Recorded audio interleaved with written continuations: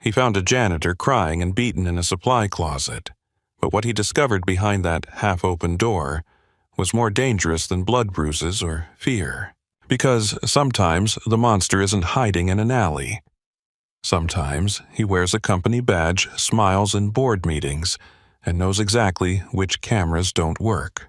At 2:17 in the morning, high above the frozen streets of Chicago, Roman Callahan walked into a corporate tower he secretly owned, dressed like a maintenance man, and carrying secrets darker than the city below. He expected a security problem. Instead, he heard a woman trying not to cry. Her name was Grace Bennett. She cleaned floors for people who never looked her in the eye. And that night, she was hiding from someone powerful. Stay until the end, because this is not just a story about revenge. It's about silent survival and the kind of justice that changes everything. Like this video and comment where you're watching from. Roman Callahan did not move when Grace Bennett told him HR already knew. The words sat between them in the supply closet, heavier than the shelves of bleach bottles and paper towels, heavier than the silence of the empty floor outside. The light above them blinked once, casting her face in and out of shadow. In that brief flash, Roman saw the truth of the building he owned. Not in the glass walls, not in the private elevators, not in the names painted in gold on office doors. He saw it in Grace's bruised wrist, in the torn seam of her uniform, and the way she looked at the hallway as if someone might step out of the dark and drag her back into it. He had come to Harrington Tower for a security problem. Now he was looking at a woman who had become one. Roman was 36 years old, but men twice his age lowered their voices when he entered a room. In Chicago, power usually announced itself with noise, expensive cars, loud restaurants, flashy watches. Men who needed everyone to see the money before they felt important. Roman had never trusted noise. His power lived in silence. It lived in names hidden behind shell companies. It lived in judges who returned his calls too quickly, shipping contracts that crossed Lake Michigan without inspection, and private clubs where politicians pretended not to recognize the men who paid for their campaigns. To the public, Roman Callahan was a private investor with real estate holdings, luxury renovations, and a talent for buying dying properties before they became valuable. To the people who knew better, he was the quiet hand behind the North Side, a man with enemies buried in places no one walked twice. A man who inherited a criminal empire and made it cleaner, colder, smarter. A man who had learned very young that fear could open more doors than love ever did. But even men like Roman had rules. His father had not. Patrick Callahan had ruled through appetite. He took what he wanted, broke what annoyed him, and called cruelty leadership. Roman grew up in rooms filled with cigar smoke and blood-stained whispers, watching men laugh at things that should have made them ashamed. His father believed workers were tools, women were leverage, pain was useful. Roman had spent half his life proving he was not his father, not good. He knew better than to call himself that, but different. He owned Harrington Tower through 3 companies and a name no one could trace without help. Most people in the building believed the property belonged to an investment group based in Delaware. The executives at Harrington Global, the law firms on the upper floors, the wealth management people with their polished shoes and dead eyes, none of them knew that Roman could shut down the lights, elevators, and bank accounts before breakfast if he chose. That was how he preferred it. Power worked best when people did not see where it came from. Tonight, he had entered the tower through the loading dock at 2 in the morning because his private security team found irregular access in the building camera system. Someone had been reviewing footage from the executive floors after hours. Someone had adjusted camera angles. Someone had deleted short sections from the archived files. Roman expected theft, maybe corporate espionage. Maybe one of Harrington's executives using the tower for a side deal he was too stupid to hide properly. He did not expect to find Grace Bennett folded into herself on the floor of a supply closet, apologizing for being hurt. Grace pressed her palm against the side of her face as if she could hold herself together by force. She looked young but not untouched by life. 27, maybe 28. There was a tiredness in her eyes that did not belong to age. It belonged to rent due on Friday, unpaid bills in a kitchen drawer, and years of being polite to people who mistook kindness for permission. Roman noticed her name tag again. Grace B. He had passed women like her in buildings all his life. Cleaners who pushed carts through marble lobbies after the powerful went home. Women who emptied trash cans filled with shredded contracts and half-eaten salads. Women who heard secrets no one thought they were important enough to understand. Invisible people saw everything. That was why smart men treated them with respect. Only fools treated them like furniture. Roman took one careful step back from the closet door, giving Grace more space.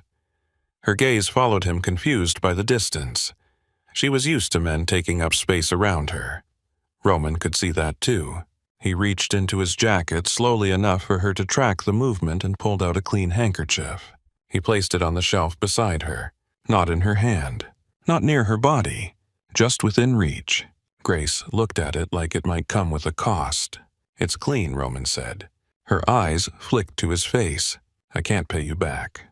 Roman's jaw tightened, but he kept his voice even. "I didn't ask you to." She hesitated, then took it. Her fingers shook as she pressed the cloth against her lip. A small red stain bloomed through the white cotton. Roman looked away for 1 second, not because he could not stand the blood, but because he could.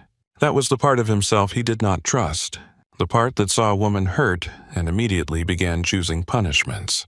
A man's name, a room, a chair, a confession pulled out one breath at a time. Grace did not need that version of him. Not yet. Maybe not ever. "You said HR knows," Roman said. The handkerchief paused against her mouth. Grace's shoulders rose. "I shouldn't have said that. But you did. Please forget it. I don't forget useful things." Fear moved across her face so quickly it almost looked like anger. That's exactly the problem. People here remember the wrong things.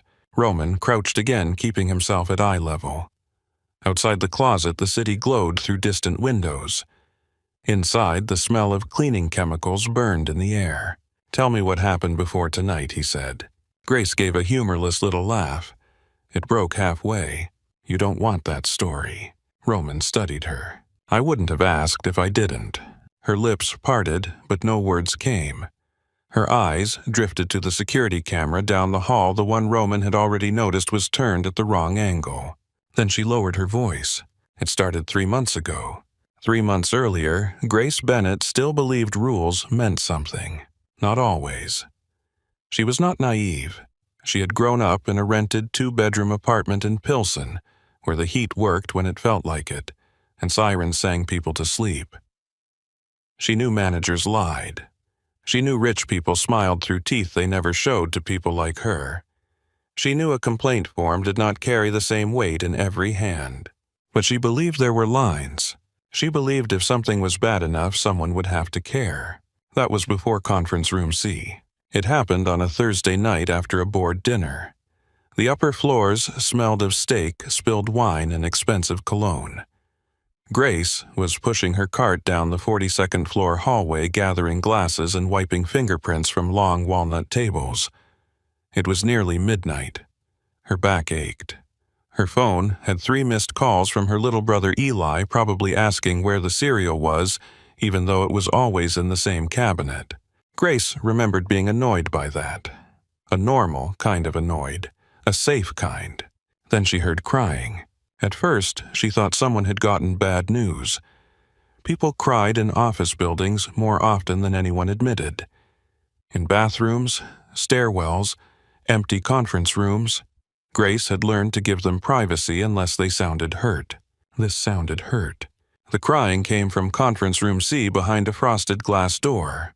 Then came a man's voice. Low, tight, angry. Grace stopped with both hands on the cart handle. She knew that voice. Derek Morrison, Senior Facility Supervisor. 41 years old. Broad shoulders, square jaw. Wedding ring he removed when he thought no one was looking. He had the kind of confidence that came from never being corrected in public. Most people on the cleaning crew hated him quietly. Grace hated him honestly. She heard another voice, then a woman's voice, thin and pleading. "Please, Derek, just let me go." Grace's stomach dropped. She opened the door. Inside the conference room, Maya Ellis stood near the far wall, eyes red, clutching her bag to her chest. Derek stood between her and the door, one hand braced against the frame, his body blocking the exit. Maya looked at Grace like someone had thrown her a rope. Derek turned slowly. His smile came first. "Grace," he said, "you lost." Grace's fingers closed around the radio, clipped to her belt. "No," she said. "She asked you to let her go." Derek's smile thinned. "This is a private conversation." "Not anymore." Maya moved fast, then slipping around the table. Derek reached as if to catch her, but Grace stepped into his path and lifted the radio higher. "I'll call security," she said. Derek looked at the radio, then at Grace. Something ugly settled behind his eyes. "You better know what you're doing." Grace did not. Not really. But she knew what she had seen. Maya rushed past her into the hall. Grace followed, refusing to turn her back on Derek until they were several steps away. In the service elevator, Maya shook so badly Grace had to press the lobby button for her. "Did he touch you?" Grace asked. Maya stared at the doors. "I can't lose this job." That was all she said. The next day, Maya did not come in. By Monday, the crew heard she had resigned. No goodbye, no final check picked up in person, no returned calls. Rosa Flynn, the oldest cleaner on the morning shift, crossed herself when she heard the news and muttered another one. Grace should have listened to the warning in that sentence. Instead, she went to Human Resources.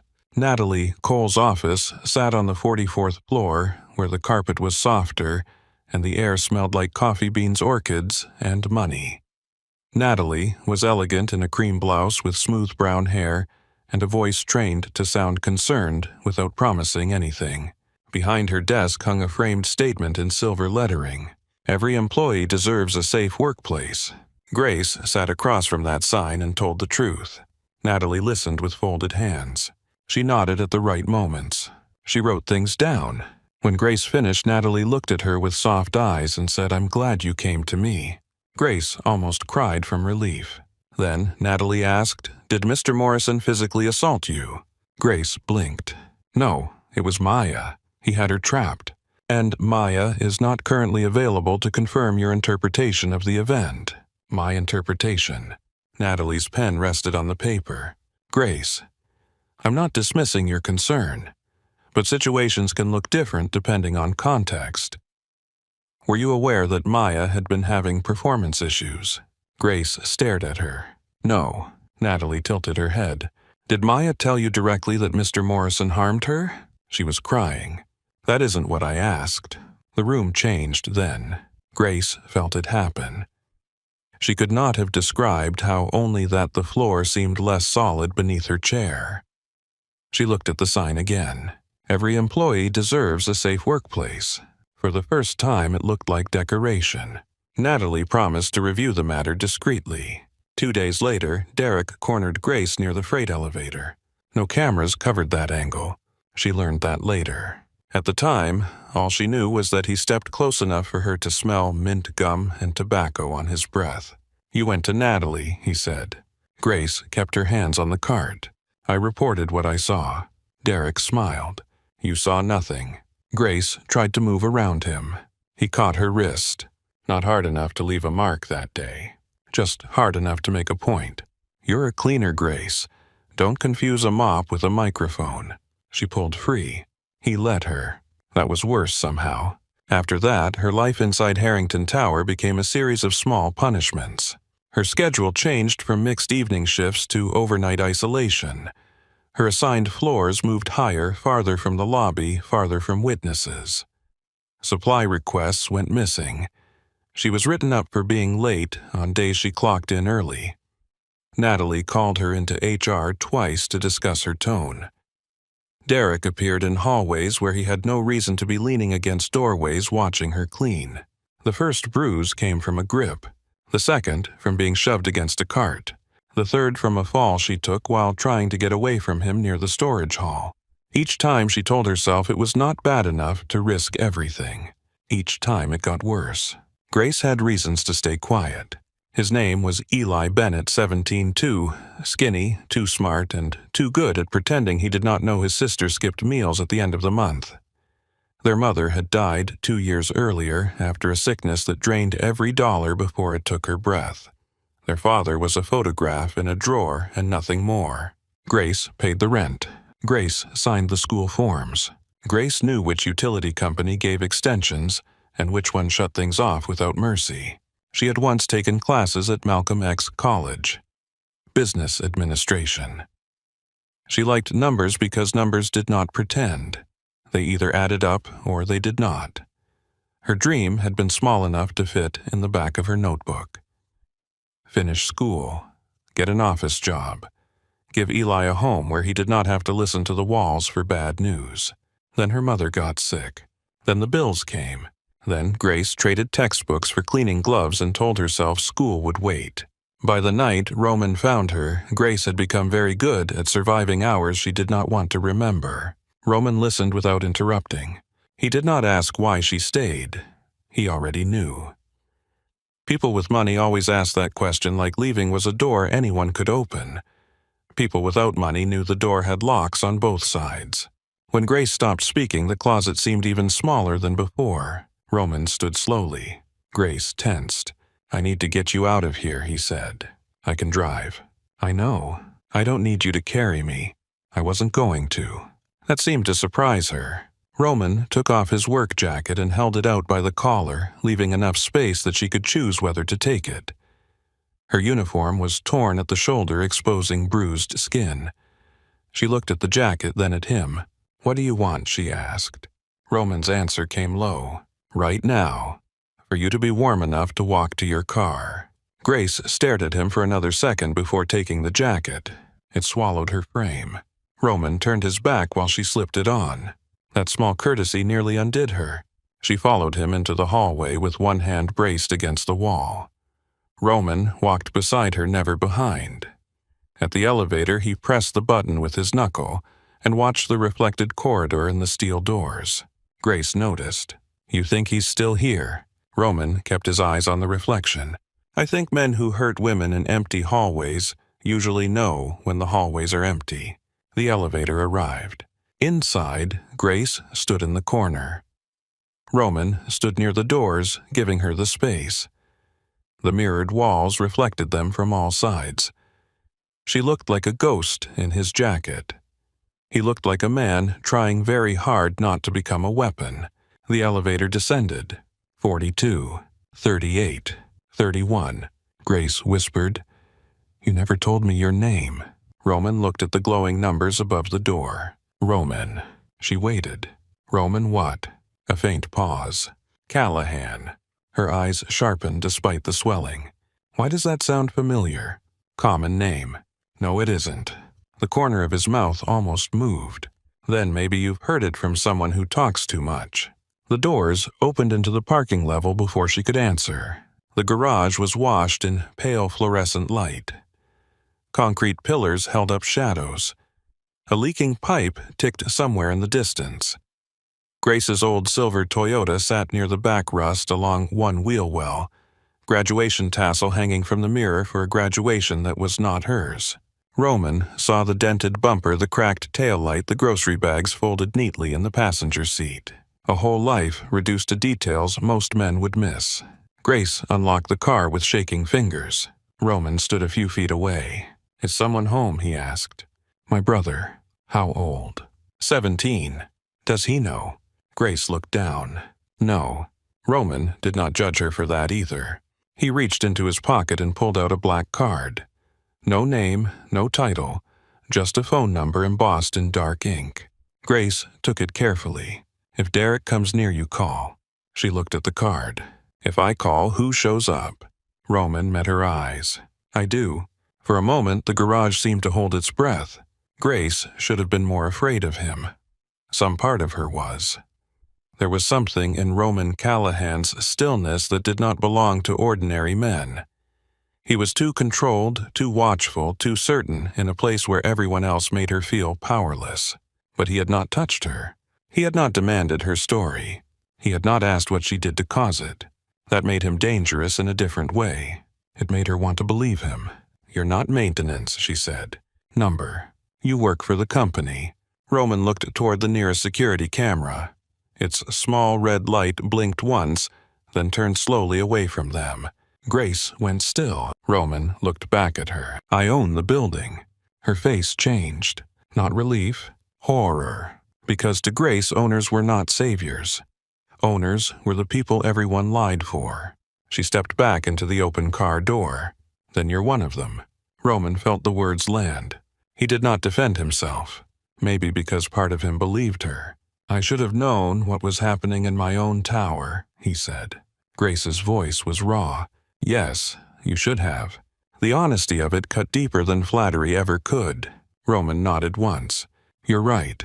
She searched his face, waiting for anger. Men like Derek hated being corrected. Men like Roman, she assumed, probably hated it more. But Roman only stood there in the cold garage light, accepting the sentence like a debt. Grace got into the car. Before she pulled the door shut, she looked up at him. "Don't make this worse for me." Roman's eyes darkened. "Not at her, never at her. I'm going to make it worse for them." Grace did not answer. She closed the door, started the engine, and drove toward the exit.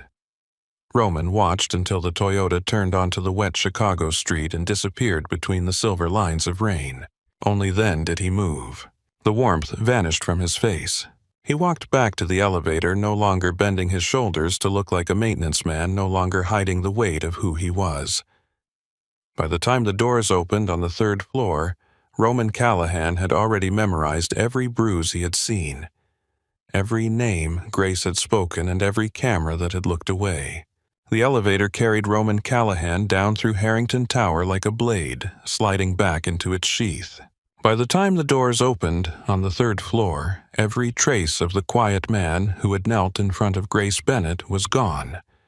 The man who stepped out wore the same work jacket, the same dark jeans, the same maintenance badge, but the building seemed to recognize him differently now. The lights along the security corridor hummed overhead. The cameras in the corners watched him, then adjusted by a fraction, as if even the machines understood who had entered their kingdom. The night security office sat behind a wall of reinforced glass. Inside, a young guard leaned back in a chair, one boot propped on the desk, his phone glowing blue against his face. 3 monitors showed the lobby, the parking garage, and the empty executive floors. The 4th screen flickered with a frozen image from the 42nd floor hallway. Roman saw the angle immediately. The supply closet door was not visible. The camera had been turned just enough to miss it. Roman opened the security office door without knocking. The guard startled so hard his phone nearly hit the floor. "Maintenance is supposed to check in at the loading dock," the guard said, reaching for the clipboard. Roman removed the fake badge from his belt and placed it on the desk. Then he took a second badge from inside his jacket. This one was black metal heavy and engraved with a name the guard knew before he finished reading it. Roman Callahan. The guard went pale. "Mr. Callahan." Roman looked at the monitors. "What is your name?" "Evan, sir." "Evan Price." "Evan, I was not in this building tonight." The young man swallowed. "Yes, sir." "You did not see me enter?" "No, sir." "And if anyone asks about the camera footage from the 42nd floor, you will tell them the system is under internal review." Evan nodded too fast. Roman leaned one hand on the desk. "Do not nod if you do not understand." "I dislike repeating myself." Evan sat straighter. "I understand." "Good. Pull the footage from the 42nd floor for the past 3 months. Evan blinked. "All of it. All of it. That is a lot of data." Roman looked at him. Evan turned back to the keyboard. The room filled with the sound of frantic typing. Roman stood behind him, watching the screens change. Dates appeared, timestamps, camera names, access logs. Most men looked at surveillance footage and saw pictures. Roman looked at it and saw habits, routines, weaknesses, lies that forgot to stay hidden. Evan clicked into the archive for the 42nd floor. Several blocks of footage were missing, not randomly, not from technical failure. The gaps were too clean. Roman's voice lowered. Who deleted those files? Evan opened the access log and his face drained of what little color remained. Sir, there are authorized reviews by building management. Names. Evan scrolled. Derek Morrison accessed floor cameras 8 times in the last 3 months. Roman did not move. And? Evan clicked again. Natalie Cole from Human Resources accessed them 6 times. Roman watched the name appear on the screen. Natalie Cole. He remembered Grace's voice in the supply closet. Don't call HR. Export the logs, Roman said. Yes, sir. I want every login, every camera adjustment, every deleted file, every failed recovery attempt. Send copies to this address. Roman wrote an encrypted email on a yellow sticky note and placed it beside the keyboard. Evan glanced at it. That is not a company address. No. The guard's fingers hesitated. Roman bent slightly, bringing his voice closer. Someone hurt a woman in my building tonight. Someone used your cameras to help hide it. So you are going to decide right now whether you are a guard watching screens or a witness helping bury what happened on them. Evan's hand trembled over the mouse. Then he clicked send. Roman straightened. Good choice. The first recovered clip came through 20 minutes later. It was not from tonight. It was from 6 weeks earlier. The camera angle showed a corridor near the copy room. Grace was pushing her cart, her head down, her movements tired but steady. Derek Morrison entered from the side hallway. He said something. Grace stopped. The clip had no audio, but Roman did not need words. Derek stepped close. Grace tried to move past him. He blocked her. She gripped the cart handle. He reached out and touched her hair. Roman's eyes went flat. Grace jerked away. Derek laughed. The clip ended 3 seconds later. Roman stared at the black screen. Evan whispered, "There are more. Recover them." Roman left the security office before the old anger in him found the wrong target. Natalie. Cole's office was on the 44th floor, far above the rooms where people like Grace cleaned after midnight. Roman rode up alone. The elevator walls reflected his face back at him from every side, calm and empty. He had practiced that expression for years.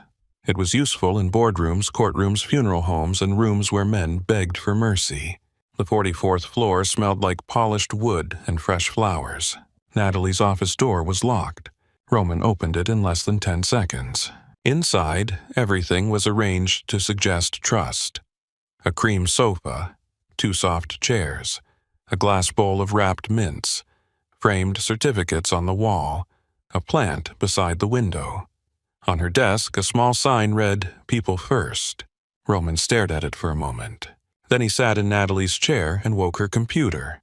Her password took longer than the lock. Not much longer. Natalie had been careful, but careful people often trusted systems too much. Roman did not. Systems were built by people, and people were always the weakest point. Her inbox opened. He searched Grace Bennett. The first result was an incident summary. Employee displays confrontational behavior regarding Supervisor Morrison. Roman opened it. Natalie had written it in clean corporate language. Grace had allegedly misinterpreted a private conversation. Grace had become emotional. Grace had shown difficulty accepting corrective feedback. Grace should be monitored for possible disruption to team culture.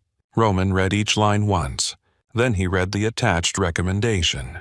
Limit employee Bennett to isolated overnight assignments until conduct improves. His hand tightened around the mouse. He searched Derek Morrison. There were too many results. Complaint from Maya Ellis. Closed. Complaint from Tanya Brooks. Closed. Informal concern from Lena Ortiz. Closed. Exit interview from Harper Quinn. Restricted access. Roman opened them one by one. The pattern was not hidden. It was dressed up. Women reported discomfort. Women reported comments. Women reported unwanted touching. Women reported being cornered, followed, watched. Natalie wrote the same phrases so often they sounded like prayer. No corroborating evidence. Miscommunication between staff members. Employee declined to pursue formal complaint. Matter resolved internally. Roman knew what resolved meant when powerful people used it. It meant buried. Then he found the email chain. The subject line read, Bennett problem. Natalie had written to Derek 2 months earlier. She is still asking questions about Maya. You need to stop engaging directly where cameras can see you. Derek had replied. She should have minded her business. Natalie answered. Keep her nervous, not injured. If she becomes visibly sympathetic, we lose control of the narrative. Roman stopped breathing for 1 slow second. The office around him became very quiet. Some men were stupid with cruelty. They left bruises, sent threats, made messes. Natalie was not stupid. That made her worse. Roman printed the emails. Then he copied the drive. Personnel files, internal messages, complaint records, access logs, everything. Before he left, he turned the People First sign face down on the desk. Morning came gray over Chicago. Rain turned the street silver. The city woke in layers, buses groaning at corners, coffee shops filling with tired faces, office workers rushing through glass doors with their heads down. Harrington Tower looked clean from the outside, all steel and windows standing tall like nothing rotten could live inside it. Roman returned through the loading dock in a different jacket and a different cap. Maintenance again. No one looked twice. That was the gift of uniforms. They made a man disappear. The employee break room on the basement level smelled like burnt coffee, damp coats, and microwave oatmeal. A woman sat alone at the small table near the vending machine stirring sugar into a paper cup. Rosa Flynn, 60, maybe 65. Silver hair pulled tight, brown skin lined by years of work and weather. She wore the Navy cleaning uniform with the calm authority of someone who had outlasted everyone who underestimated her. Roman poured himself coffee he did not want. Long shift, he asked. Rosa looked at him over the rim of her cup. At my age, breathing is a long shift. Roman almost smiled. I am new to the building, trying to learn who knows what. Then you are already asking the wrong question. What is the right one? Rosa leaned back. Who knows what, and is still alive enough to talk. Roman let the silence settle. Rosa studied him. You are not maintenance. Roman took a sip of the bad coffee. No. Police. Number. Reporter. No. She nodded as if crossing off categories in her head. Then you are trouble. Roman placed the cup on the counter. That depends who you are. Rosa's expression sharpened. You asking about Grace? I am. Then you are definitely trouble. Roman pulled out one folded page from Natalie's email chain and set it on the table. Rosa did not touch it. She only looked. Her mouth tightened. You should not have that. Neither should Natalie Cole. Rosa's eyes lifted to his. For a moment, the break room was still except for the vending machine humming in the corner. Rosa whispered, That girl tried to do the right thing. Grace. Maya, too. Tanya before her. Lena before that. People think night cleaners do not talk because we have nothing to say. Truth is, we talk less because we know who pays attention. Roman sat across from her. What did Derek do to Maya? Rosa looked toward the door. Roman did not turn around, but he listened. No footsteps, no voices. Rosa lowered her voice. Maya was 19. First real job. Sent money home to her grandmother. Derek started giving her special assignments always on empty floors. She asked to switch shifts. Natalie told her she needed to be more professional. Then one night, Grace found them in conference room C. Maya quit the next morning. Or that is what the paper said. You do not believe it. I called her. Phone disconnected. Went by the address she had in her file. Room was empty. Roman absorbed that. Rosa's hands wrapped around the coffee cup. Grace blamed herself. She kept saying if she had reported sooner, if she had stayed with Maya longer, if she had made security come. Was security called? Rosa gave a bitter laugh. Security in this building sees what management lets them see. Roman thought of Evan Price. Frightened, but not yet rotten. Who protects Derek? Rosa's eyes hardened. Derek has an uncle close to the board. But Natalie is the reason he lasted this long. She makes ugly things look like paperwork. Roman took back the folded page. Would you give a statement? Rosa looked at him as if he had offered her a loaded gun. I have rent, I have medicine. I have a granddaughter who thinks I am braver than I am. You are sitting here talking to me. That is not the same as signing my name. Roman nodded. No pressure. That surprised her. He stood. As he reached the door, Rosa spoke again. She kept a notebook. Roman turned. Grace. Rosa nodded. Dates, times, things Derek said. Camera locations. She was scared, but she was not careless. Roman felt something shift in his chest. Grace had not just survived. She had been documenting her own danger while everyone around her pretended not to see it. Where is the notebook? Rosa looked down at her coffee. Ask her. The next person Roman found was Miles Harper. Miles worked the overnight security shift, and he looked like a man who had been trained to stand between danger and civilians until he realized danger sometimes signed his paycheck. He was broad-shouldered with a shaved head and a scar along his jaw. Former Army, according to the file Roman had pulled. 2 kids. Divorced. Behind on child support by 1 month. Clean record. Good employee reviews until 3 months ago when he began receiving warnings for insubordination. Roman found him near the lobby desk just after midnight. The marble floor reflected the lights above them. Outside, rain tapped against the glass entrance. Miles looked up from the monitor. Can I help you? Roman placed a small drive on the desk. I'm trying to recover missing footage from the 42nd floor. Miles did not move. That is IT. I think you saved a copy. Miles stared at him. You need to walk away. No. Miles stood slowly. He was taller than Roman, bigger through the shoulders. It did not matter. Roman had seen large men fold under small truths. You do not know what this is, Miles said. I know Derek Morrison hurts women when no one is watching. I know Natalie Cole makes complaints disappear. I know Grace Bennett was found tonight with bruises she did not give herself. Miles looked around the lobby. Keep your voice down. Roman stepped closer. Why? 'Cause I need this job. Roman's eyes held his. So did Grace. That landed. Miles looked away first. His voice dropped. I reported 1 clip. 2 months ago. Derek with Grace near the storage hall. I flagged it for review. Natalie came down herself and told me I had misunderstood horseplay between employees. Roman said nothing. Miles laughed once without humor. Horseplay. She had tears on her face. Where's the clip? Miles swallowed. If I give it to you, I am done. If you do not, she might be. Miles closed his eyes. For a few seconds, he was not a guard. He was just a tired man, standing in a lobby measuring his fear against someone else's pain. Then he took out his phone. I saved it because I knew they would delete it.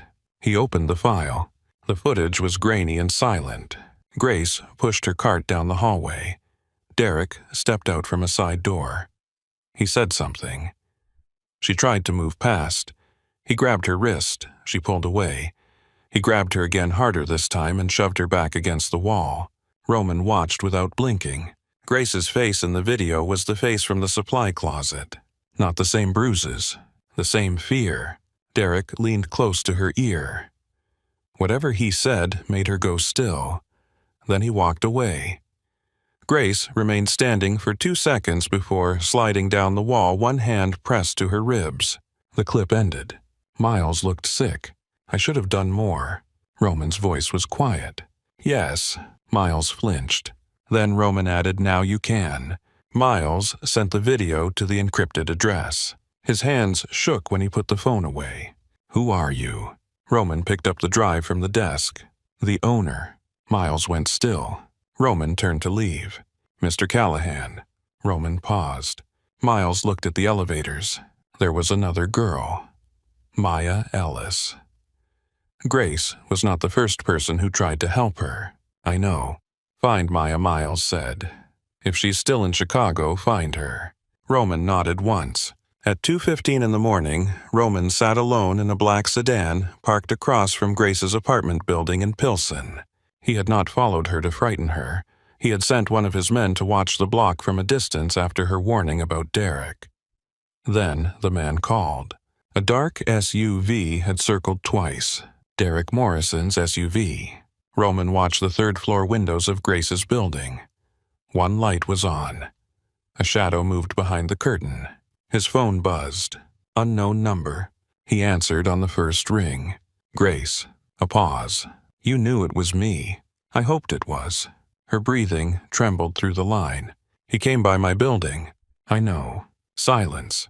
Then, sharper, how do you know? Roman looked at the street where rainwater ran along the curb in thin black streams. I had someone watching from across the block. Grace inhaled quickly. That is not okay. You are right. The words left him before pride could stop them. On the other end, Grace went quiet. Roman continued. I should have asked. Yes, you should have. I am asking now. Another silence. Then Grace said, was he really there? Yes. Her voice became smaller. I thought I was imagining it. I saw the same headlights twice and told myself I was being paranoid. You were not. She breathed in, but it caught halfway. I hate that. Roman leaned back against the leather seat. Being right. Being scared and right. Roman closed his eyes for a moment. The old part of him wanted Derek in a room by sunrise. No police, no courts, no board meetings, just a locked door and enough pain to make a lesson permanent. Then Grace spoke again. Please do not hurt him. Roman opened his eyes. His reflection stared back from the rain-streaked window. You think he does not deserve it. I think he does. That is not the point. What is the point? If you hurt him, then this becomes about you and him. Not about what he did. Not about what Natalie covered up. Not about Maya, or me or anyone else. Roman said nothing. Grace's voice shook, but she kept going. I do not want another man making decisions over my life because he thinks he knows best. Even if that man is trying to help. That cut clean. Roman had been threatened by killers, prosecutors, rivals, and men with guns under tables. None of them had stopped him like that sentence did. He looked up at Grace's window. You are right again. A faint, tired sound came through the phone. Not quite a laugh. Does that hurt you to say? Yes. This time she did laugh. Small, fragile, real. Roman felt it settle somewhere dangerous inside him.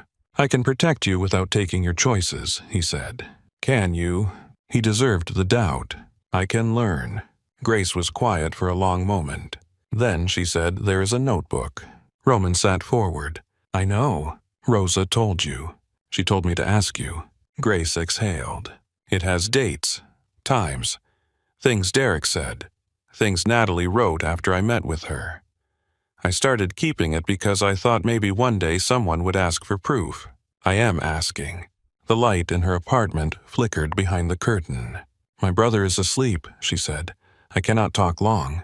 Then do not. I am afraid. Roman's grip tightened around the phone. I know. No, I'm afraid of you too. Roman did not answer too quickly. Good. Grace went still on the line. Good. You should be careful with men who have power. And are you a man with power? No, careful. Roman looked down at his hands. Hands that had signed contracts, broken bones, held guns, held his mother's rosary after she died. I am trying to be. Grace breathed through the line slow and uneven. Tomorrow, she said. I can give you the notebook tomorrow. Where? Not the tower. Name the place. There is a diner on 18th, blue sign. Opens at 6. I will be there. Roman. Yes. If I do this, I need it to matter. Roman watched Derek's SUV turn the far corner again, moving slow through the rain. His voice became very still. It already does. Grace hung up first. Roman lowered the phone. The SUV rolled past Grace's building one more time. Roman did not move from the car. He did not send men after Derek. He did not break the promise while the sound of Grace's voice was still warm in his ear. He only watched. He memorized the plate. He sent the number to Evan to Miles and to a private investigator who owed him enough favors to answer at any hour. Then Roman sat in the rain-washed dark, looking up at the small lit window where Grace Bennett was trying to be brave in a world that had mistaken her silence for surrender. By sunrise, the rain had thinned into a cold mist over Pilsen, and Roman was still parked across from Grace Bennett's building. He had not slept. Men like him learned young that sleep was a privilege, not a need. Still, the night had left something under his skin. Not exhaustion. Something sharper. A restraint he was not used to carrying. Derek Morrison had driven past Grace's apartment 3 times. 3 times Roman had watched him. 3 times Roman had done nothing violent. That alone felt unnatural. At 5:48 a.m., Grace stepped out of her building wearing jeans, a faded brown coat and a knit hat pulled low over her hair. She had no makeup on. The bruise near her cheekbone had turned darker overnight, spreading faint purple beneath her skin. She locked the front door behind her and checked the street in both directions before walking toward the diner. Roman did not approach her outside. He waited until she went in first. The diner sat on the corner with a blue neon sign buzzing in the window. Inside, it smelled like coffee butter wet coats and old vinyl booths. A cook moved behind the counter scraping a grill. A waitress with tired eyes refilled sugar jars near the register. Grace chose a booth in the back facing the door. Roman noticed that.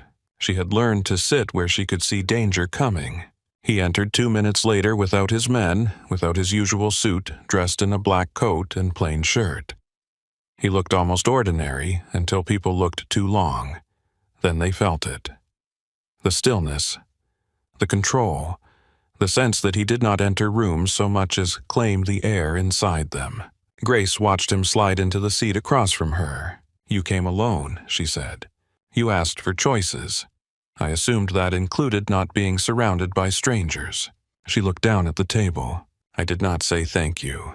You do not need to." A waitress came by with coffee. Grace ordered toast and eggs, though her voice suggested she was not hungry. Roman ordered coffee only. When the waitress left, Grace reached into her bag and pulled out a small black notebook. The cover was bent at the corners. A rubber band held it shut. She placed it between them. Roman did not touch it. Grace noticed. "You can take it. Tell me first." Her fingers rested on the notebook. "I started writing things down after Maya disappeared. At first, it was just dates. Then things Derek said. Places he showed up. Times Natalie called me into her office. I thought if I could make it look organized, maybe someone would believe me." Roman's eyes stayed on her face. "Someone should have believed you without this." Grace gave a small, bitter smile. "People say that after they see proof." Roman accepted that because it was true. She pushed the notebook toward him. Roman opened it carefully. The first pages were neat. Dates, times, floor numbers, short descriptions. October 14th. Derek, outside freight elevator. Said I should learn when to keep my mouth shut. October 21st. Natalie meeting. Said my attitude could affect my future employment. October 28th. Camera near storage hall turned away again. November 3rd. Derek followed me to parking level. I waited in the restroom until Rosa called me. The handwriting changed as the pages went on. It grew tighter, more rushed. Some entries had pressure marks where Grace had pressed the pen too hard. One page had a faint water stain. Roman wondered if it was rain or tears. He closed the notebook before anger could show too clearly.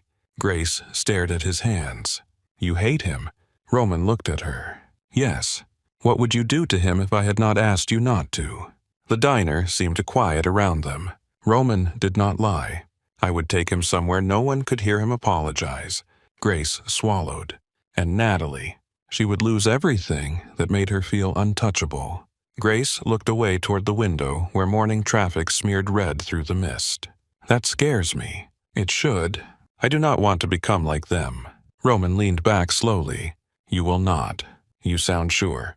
I know what people like them look like. You are not them." Grace's eyes flicked back to him. "And you." Roman held her gaze.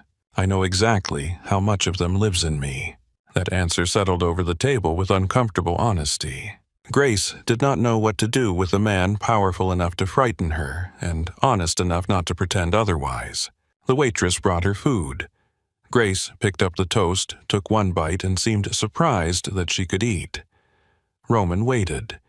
He had learned something in the supply closet and again on the phone the night before. Grace did not need to be pulled forward. She needed room to move. After a while, Roman said, "I want you to meet someone." Grace stiffened. "Police? Lawyer?" "No." The word came fast. Roman nodded once. "All right." Grace blinked. "That is it." "You said no." She looked confused, almost irritated. "You are not going to argue. Number." "Why?" "Because if I push you into help, it stops being help." Grace stared at him as if the sentence had touched a locked place inside her. Then she looked down at the notebook. "What kind of lawyer?" "Employment law." "Criminal referrals." "Civil action."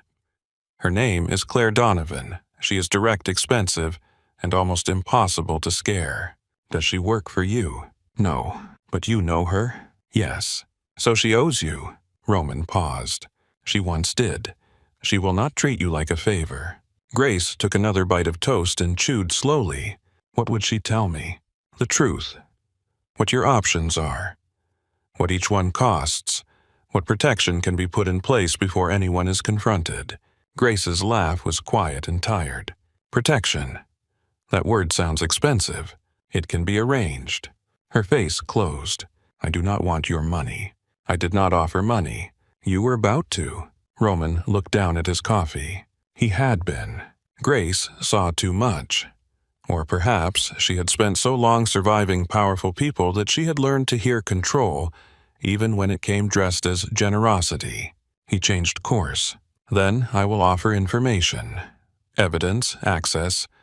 A lawyer who will explain the ground before you step on it. Nothing else unless you ask." Grace searched his face. "You are used to people saying yes to you." "Yes." "Does it bother you when I do not?" "Yes." She almost smiled. Roman found himself wanting that smile more than he should have. "Good," she said. At 10 a.m., Grace agreed to meet Claire Donovan. Not at Roman's office, not at Harrington Tower. Claire chose a small legal suite above a pharmacy in Wicker Park, neutral enough that Grace did not feel trapped and private enough that Roman's enemies would not wander in by accident. Claire was in her early 40s, with dark red hair twisted at the back of her neck and a face that seemed carved by courtroom lighting. She wore a navy suit, no jewelry except a wedding band, and she shook Grace's hand like Grace was a client, not a charity case. That mattered. Grace sat at the conference table with Roman several seats away. Claire noticed the distance and said nothing, which made Grace trust her a little faster. Claire spread the documents across the table. The notebook, the recovered footage, Natalie's emails, the complaint files, Miles Harper's saved video, Rosa Flynn's informal statement recorded without her name attached yet. Claire read for almost an hour. She asked questions only when she needed clarity. Her face did not soften with pity. Grace was grateful for that. Pity made her feel like an object. Claire's focus made her feel like evidence. Finally, Claire removed her glasses and set them on the table. "Grace, what happened to you was not a misunderstanding. It was not workplace drama. It was harassment, assault, retaliation, and a coordinated cover-up." Grace's hands curled in her lap.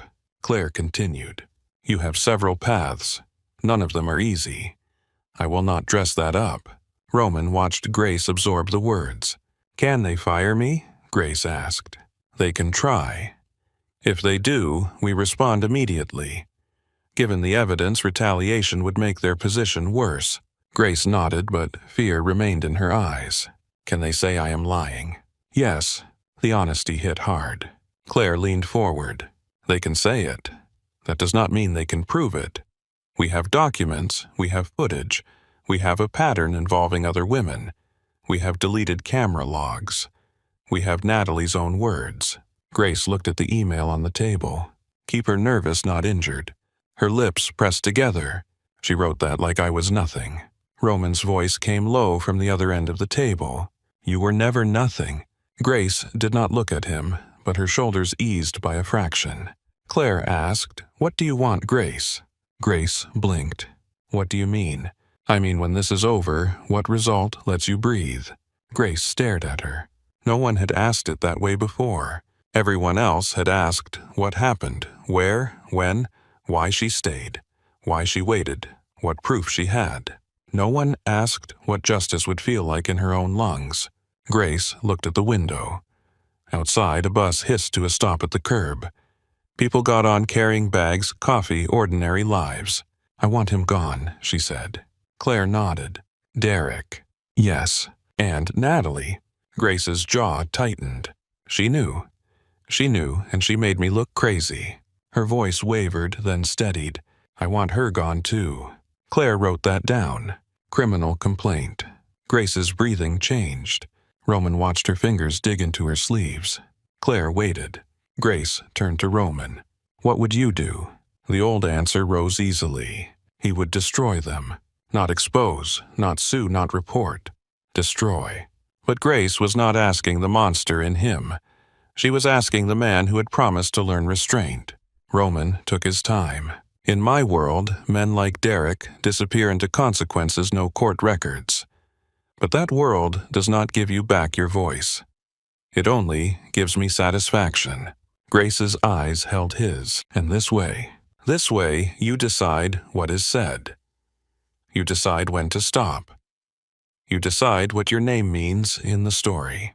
Claire watched him with quiet approval. Grace lowered her gaze to her hands. "I am tired of hiding." The words came softly, then stronger. "I want to file." Roman felt pride before he recognized it. Claire nodded. "Then we begin with a protected statement. We contact the district attorney through a channel I trust. We notify the board only after we secure the evidence and your employment protections. I also recommend a no-contact order against Derek." Grace laughed once under her breath. "A piece of paper will not stop him." "No," Claire said. "But violating it gives us another charge." Grace liked that answer more than she expected. Roman did too. After the meeting, Claire stepped out to make calls, leaving Roman and Grace alone in the conference room. Grace stood near the window, arms wrapped around herself. "You did not have to stay," she said. Roman remained seated. "I know. I mean, after the diner. You could have handed me to Claire and gone back to whatever men like you do during the day. Men like me." She turned. "Do not pretend you are normal." Roman's mouth curved slightly. "I have never been accused of that." Grace looked at him for a long moment. The bruise on her face was darker in daylight. Roman hated that he noticed. Hated more that he wanted to touch the space near it and had no right. "Why does this matter so much to you?" she asked. Roman's smile faded. He looked at the table, at the scattered papers, at the careful handwriting in her notebook. "My mother worked in a restaurant when I was young," he said. Grace did not move. "It belonged to men my father did business with. She came home with bruises more than once. She always had a reason. Cabinet door, wet floor, clumsy hands." His voice stayed calm, but something behind it had gone far away. "I believed her because I was 17, and belief was easier than action." Grace's face softened. "What happened to her?" Roman looked up. "One night she did not come home. My father told me some women are born to make trouble. That was the first time I understood I hated him." The room went still. Grace whispered, "I am sorry." Roman shook his head. "Do not be. I did plenty with that hatred." "What does that mean?" "It means I became very good at making men afraid." Grace studied him. "And did it help?" Roman thought of all the rooms, all the blood, all the silence bought through fear. No. The answer seemed to cost him more than he expected. "It made the world quieter around me, not better." Grace stepped closer to the table. "So this is about her." Roman looked at Grace then. "No." She seemed surprised. "This is about you. You remind me of what happens when people look away. She is why I know the cost." Grace's eyes shone, but she did not cry. "I do not need you to save me, Roman.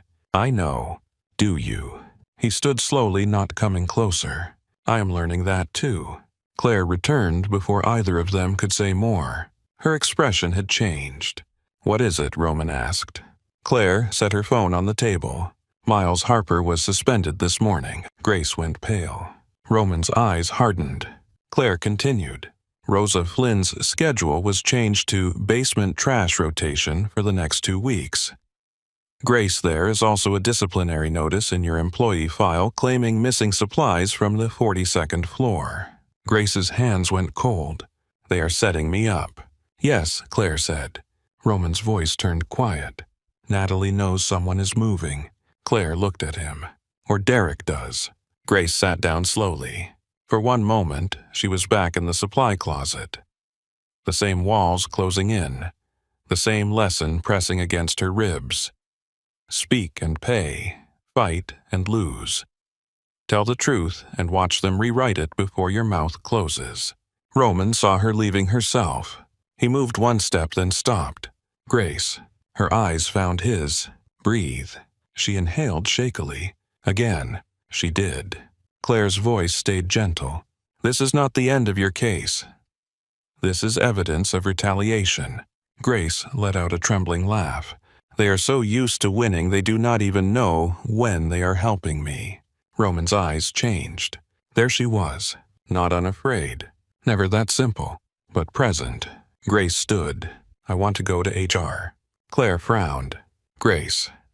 I would not recommend meeting Natalie alone. I do not want to meet her alone. Roman stepped forward.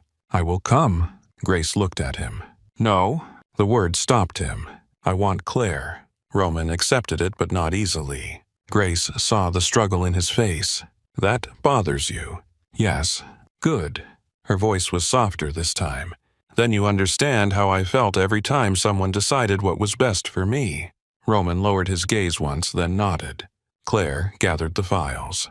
An hour later, Grace walked into Harrington Tower through the front entrance, not the loading dock. Claire walked beside her with a leather folder in one hand. Roman entered separately through another door and remained near the lobby, visible but distant. A shadow with a pulse. People looked at him. They always did. But Grace did not look back.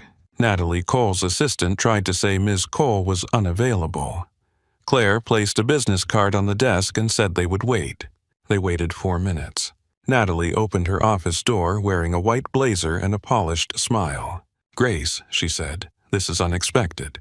Grace felt her knees weaken. Then she remembered the notebook. The diner. Roman saying you were never nothing. Claire spoke first. We are here regarding the disciplinary notice placed in Miss Bennett's file this morning. Natalie's smile did not move. That is an internal matter. It is now a legal matter. Something flickered in Natalie's eyes. She turned to Grace. I am concerned about you. Stress can make people misinterpret events. Grace heard the old trap opening. This time she did not step into it. My lawyer will handle your concerns. Natalie's face tightened. Your lawyer. Grace nodded. Yes. The office seemed to shrink around that one word. Natalie looked over Grace's shoulder toward the lobby where Roman stood by the marble column, hands in his coat pockets, eyes fixed on her office door. Recognition moved through her face. Not full understanding yet. Enough. Natalie looked back at Grace, and for the first time her voice lost its silk. You should be careful who you trust. Grace held her gaze. I started with myself. Claire placed a formal preservation letter on Natalie's desk requiring the company to retain all records, messages, footage, complaints, personnel files, and access logs connected to Derek Morrison, Natalie Cole, Maya Ellis, and Grace Bennett. Natalie read the first page. Her polished calm began to crack at the edges. Grace watched it happen. She expected to feel victory. Instead, she felt the first small breath of space open inside her chest. When they left, H.R. Roman was waiting near the elevators. He did not ask what happened. He looked at Grace. She looked back. For once, she was the one who spoke first. I want the board to see everything. Roman's expression became very still. Claire closed her folder. Then we make sure they cannot look away. Roman turned toward the private elevator that led to the upper floors, Grace's notebook in one hand, and Natalie's preservation letter reflected in the polished steel doors. The private elevator rose without stopping. Grace stood between Roman and Claire, watching the numbers climb. 43, 44, 45. Her reflection looked back at her from the mirrored wall. Pale but upright, Roman's black coat still draped over her shoulders from the morning chill. She almost took it off 3 times. Each time she left it there. Not because she needed to hide inside it. Because, for once, something warm had been offered without a price. Roman stood beside her, hands relaxed at his sides, but Grace could feel the violence he was holding back. It did not frighten her the way Derek had frightened her. Derek's violence had been hungry and careless. Roman's was disciplined, locked behind his ribs, waiting for permission it would never get. The elevator chimed. The doors opened onto the 45th floor. Everything up there looked untouched by the life below it. The carpet was thick enough to swallow footsteps. The walls were lined with framed awards, city skyline photographs, and plaques celebrating leadership integrity and workplace excellence.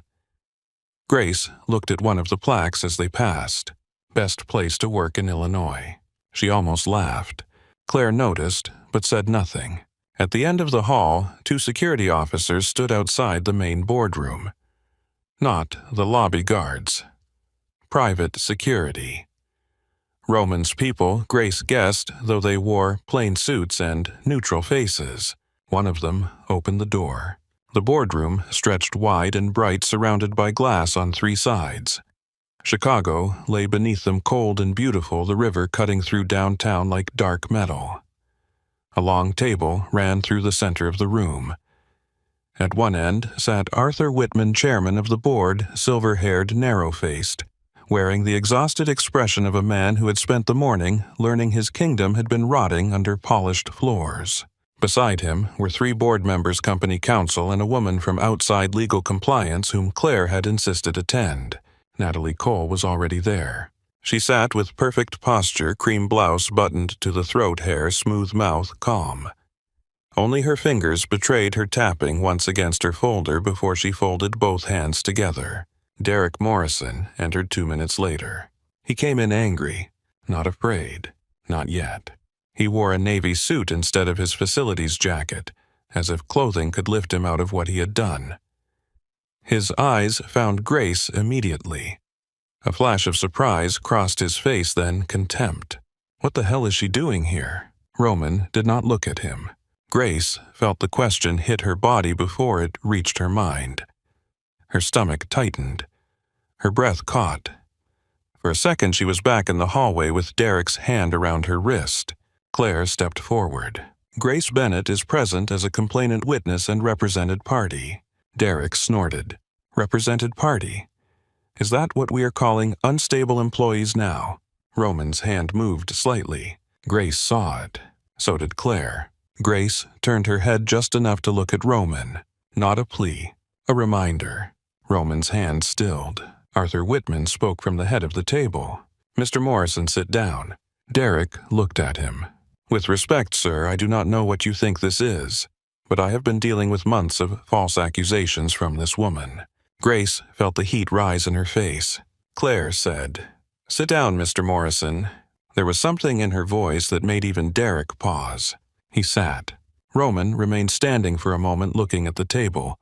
The board members, the lawyers, the wide glass windows. Grace watched him study them the way he had studied the supply closet, noticing every exit, every weakness, every person who had already chosen fear over truth. Then he took the seat beside Grace. Not at the head. Not beside Arthur. Beside her. That choice changed the room. Arthur cleared his throat. This meeting has been called due to serious allegations involving misconduct, retaliation, suppression of internal complaints, and possible criminal behavior inside Harrington Tower. Natalie leaned forward. Arthur, before this proceeds, I need to object to the framing. HR has handled all employee matters in accordance with policy. If Mr. Callahan has concerns about procedure, I am happy to address them through the proper channels. Roman looked at her for the first time. The proper channels are how you buried them. Natalie's face cooled. I do not appreciate that accusation. I did not offer it for your comfort. One of the board members shifted in his chair. Arthur raised a hand. Mr. Callahan has provided materials to outside counsel. We are here to review them. Derek laughed under his breath. This is insane. Grace stared at the table. Her palms were damp. Her knees felt weak, but she kept both feet planted on the floor. Claire had told her that if she needed to leave, she could leave. If she needed silence, she could take silence. If she wanted to speak, no one else would own her words. Still being in the room was harder than she expected. The people sitting around that table looked expensive and clean. Grace wondered how many times they had walked past her cart without seeing her. How many times they had asked why no one came forward while building a world where coming forward cost everything. Arthur nodded toward the compliance attorney. The lights dimmed. The large screen at the end of the room came alive. The first image showed the 42nd floor hallway from 6 weeks earlier. Grace appeared on screen, pushing her cart. Derek entered from the side hall. Grace forced herself to watch. She had not seen it from outside her own body before. There she was, shoulders tight, trying to keep moving. There he was smiling. The boardroom was silent as Derek stepped into her path. He reached for her hair. Grace recoiled. He said something. She tried to leave. The clip cut out. Claire spoke. This is recovered footage from a camera archive that was later accessed and partially deleted. The next clip loaded. The storage hallway. Grace's fingers dug into Roman's coat, where it rested over her lap. Derek grabbed her wrist.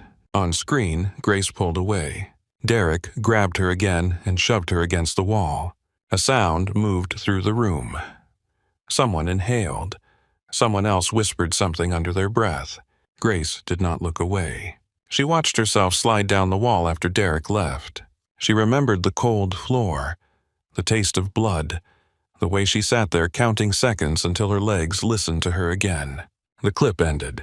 Derek pushed back from the table. That is out of context. Claire turned to him. Explain the context. Derek's jaw worked. No audio. You cannot hear what was said. Roman's voice was soft. We can see what you did. Derek pointed at him. You have no idea what you are interfering with. Roman looked at his finger until Derek lowered it. Natalie stepped in smoothly. Physical contact in the workplace can appear troubling when removed from context. Mr. Morrison has repeatedly reported concerns about Ms. Bennett's conduct, including emotional instability, insubordination, and inappropriate fixation on supervisory staff. Grace's throat tightened. There it was again. The old machine. Turn pain into instability. Turn fear into misconduct. Turn truth into obsession. Claire clicked a remote. Natalie's email appeared on the screen. Keep her nervous, not injured. If she becomes visibly sympathetic, we lose control of the narrative. No one spoke. Natalie's face did not change, but the color beneath her skin shifted. Arthur slowly turned toward her. Natalie. She lifted her chin. That message is being misrepresented. Claire said, then represented.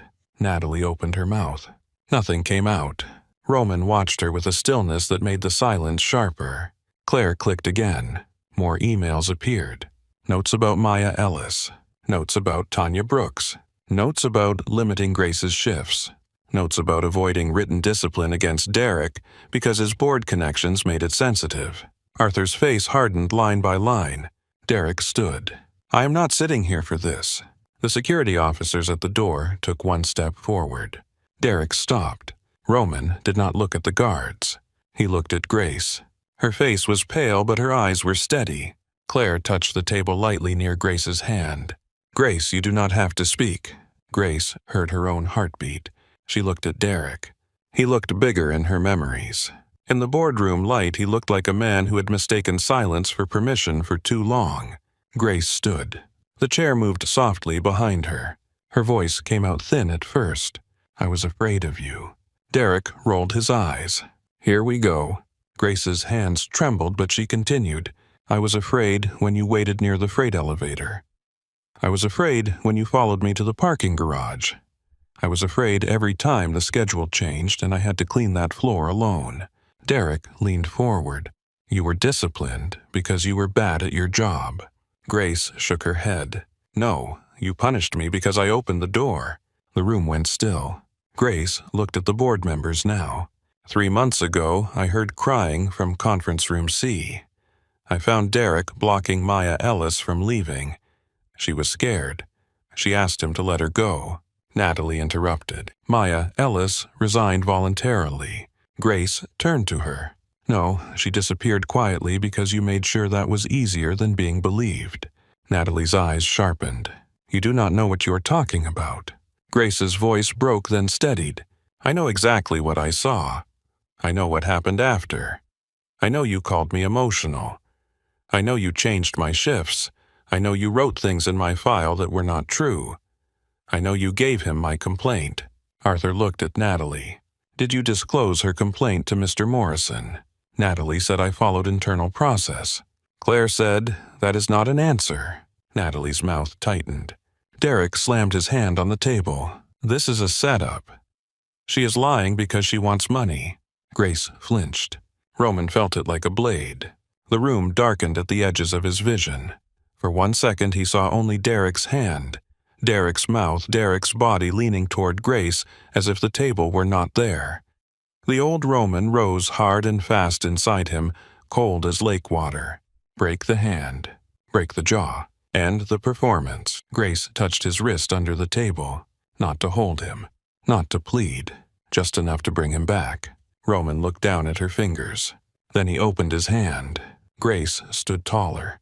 I did not want money, she said. I wanted my job. I wanted to go home safe. I wanted Maya to be safe. I wanted one person in this building to tell the truth. Claire clicked the remote again. The screen changed. A woman appeared by video call, seated in a small room with white blinds behind her. She looked younger than Grace remembered and older at the same time. Her hair was shorter. Her face was drawn. But her eyes were Maya's.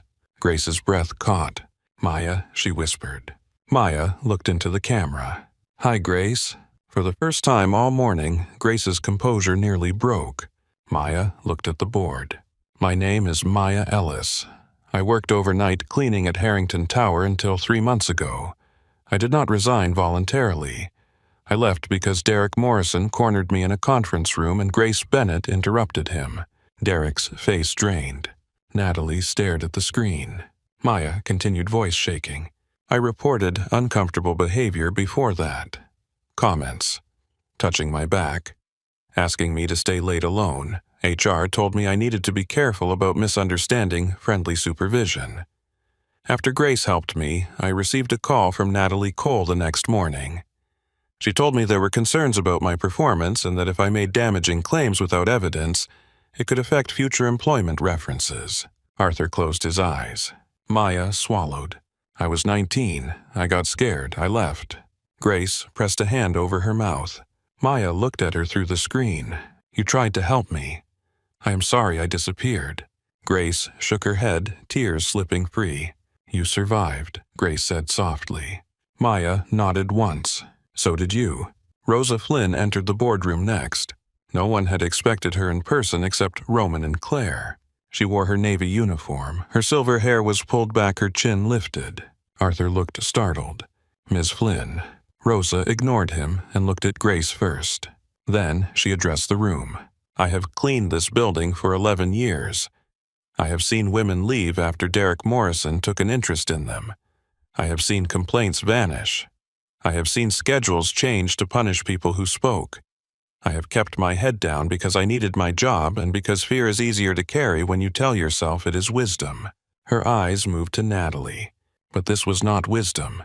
It was cowardice, and I am tired. Natalie looked as if she had been slapped. Miles Harper came in behind Rosa. He looked nervous, but he did not hesitate. I saved the footage because I knew it would be deleted, Miles said. I reported what I saw. HR told me to drop it. When I asked again, my reviews changed. The compliance attorney took notes rapidly. Company counsel leaned toward Arthur, whispering. Arthur raised a hand to stop him. No more whispers. The sentence landed hard. Arthur turned to Natalie. Did you suppress complaints against Derek Morrison? Natalie sat very still. I managed risk. Roman's eyes narrowed. Arthur's voice went cold. You managed victims. Natalie's composure cracked. You think this is simple. You think every accusation can become a public scandal. We have investors, contracts, employees, obligations. My job is to protect the company. Claire said your job was to protect employees from unlawful harm. Natalie looked at Grace with sudden anger. You have no idea how much damage you are causing. Grace wiped her face. For the first time, she did not shrink under Natalie's voice. "No," Grace said. "I know exactly how much damage silence caused." Arthur pushed back his chair. "Natalie Cole, effective immediately. You are terminated for cause pending further investigation." Natalie stared at him. "You cannot do that in this room." "I just did." Her gaze snapped to Roman. "This is you." Roman did not deny it. Natalie's voice lowered. "You have no idea what kind of liability you have opened." Roman leaned forward slightly. "I know what kind you closed." Derek laughed, then too loud, too desperate. "You are all forgetting something. You have clips, emails, hurt feelings. Good luck turning that into charges." The boardroom door opened. Two detectives entered with Claire's legal associate behind them. Derek stopped laughing. Detective Elena Ruiz walked in first, calm and compact with dark hair pulled back and a badge clipped at her belt. Her partner, Detective Mark Sutter, stood near the door. Ruiz looked at Derek. "Derek Morrison." He stepped back. "What is this? You need to come with us." Derek looked around the room as if someone might save him. No one moved. His eyes found Natalie. She looked away. That was the moment he understood. He had been protected only while protection was convenient. Ruiz continued. "We have questions regarding assault, harassment, witness intimidation, and evidence tampering." Derek pointed at Grace. "She is lying." Grace stood still. Ruiz glanced at her, then back at Derek. "You can tell us that downtown." The officers moved toward him. Derek's face twisted. "You think this is over?" Roman rose. The temperature in the room seemed to drop. Derek froze, suddenly remembering the man standing across from him was not a board member, not a lawyer, not someone trained to use policy language. Roman walked around the table slowly. Claire said his name once. "Roman." He stopped several feet from Derek. Grace watched him. Everyone did. Roman spoke quietly. "You went to her home." Derek swallowed. "I do not know what you are talking about." "You circled her block 3 times last night." Derek's eyes flickered. Roman stepped closer. The detectives watched carefully. So did Grace. Roman's voice stayed level. "I want you to understand something. There is a version of me that would have handled this before sunrise." Derek's face went gray. Roman continued. "But Grace asked me not to make this about my violence. So you get courts, you get lawyers, you get records. You get the kind of consequences that follow you into every room for the rest of your life." Derek tried to sneer. It failed. Roman leaned in just enough that only Derek and the nearest people heard him clearly. "And if you ever send anyone near her, if you ever speak her name like a threat again, I will not need to touch you to ruin whatever is left." Ruiz stepped between them. "Mr. Callahan." Roman stepped back. "I am finished." Derek was led out of the boardroom. His shoulders were rigid. His face burned with humiliation. As he passed Grace, his eyes darted toward her with one last flash of hatred. Grace did not look down. She held his gaze until he was gone. The doors closed. No one spoke for several seconds. Then Arthur Whitman sank back into his chair, looking suddenly older. He looked at Grace. "Ms. Bennett, I owe you an apology." Grace looked at him. The apology sounded small in that giant room. She thought of Maya, Rosa, Miles. The women whose names she did not know. The nights she had sat in her car convincing herself to walk back into the building because rent was due and Eli needed groceries. "I am not the only one," she said. Arthur nodded slowly. "No, you are not." Claire placed a document on the table. "Here is where you begin. Independent investigation. Preservation of all records. Paid protective leave for Ms. Bennett and any employee involved. Reinstatement of Miles Harper. Protection for Rosa Flynn. Outreach to former employees. No internal review controlled by anyone on this board." Company counsel opened his mouth. Arthur looked at him. "Do not." The counsel closed his mouth. Roman watched Arthur carefully. The old man was not innocent. Roman did not believe in innocence at that level. Men at the top always knew more than they admitted. But there were different kinds of guilt. Some men built fires, some smelled smoke and stayed seated. Arthur had stayed seated. Now the room was burning around him. Grace turned toward the windows. Chicago stretched below, indifferent and alive. Cars moved along the streets. People crossed sidewalks with coffee briefcases, backpacks, umbrellas. From up there, everyone looked small. Grace wondered if that was why powerful people liked high floors. Distance made it easier not to see faces. Roman came to stand beside her, leaving space between them. "You did it," he said. Grace looked at the city. Number. Roman waited. "We did part of it." He accepted the correction. She wiped her cheeks with the edge of her sleeve, then gave a shaky breath. "I thought I would feel clean." Roman understood that better than she knew. "You feel tired?" Grace nodded. "And angry." "Good." She looked at him. "Good." Anger knows something wrong happened. It is not the enemy. Grace looked back at the boardroom where Claire was still speaking in a calm, precise voice that made lawyers nervous. "Natalie is really gone. She is gone from here. That does not feel like enough." "It is not." Grace let that answer sit between them. She appreciated that he did not try to make it prettier. The boardroom door opened again. Natalie stepped out, escorted by security carrying only her purse. Her face had gone hard, the softness stripped away. She stopped when she saw Grace by the windows. For a moment, neither woman spoke. Natalie's eyes were bright with fury. "You think he cares about you?" she said, glancing at Roman. "Men like him do not save women. They collect them." Roman's expression did not change, but Grace felt the room tense behind her. Grace stepped forward before he could answer. "He is not why you are losing everything." Natalie's mouth tightened. Grace continued. "You are." Security guided Natalie toward the elevator. This time, Grace watched her leave. Not with triumph, with clarity. When the elevator doors closed, Grace exhaled.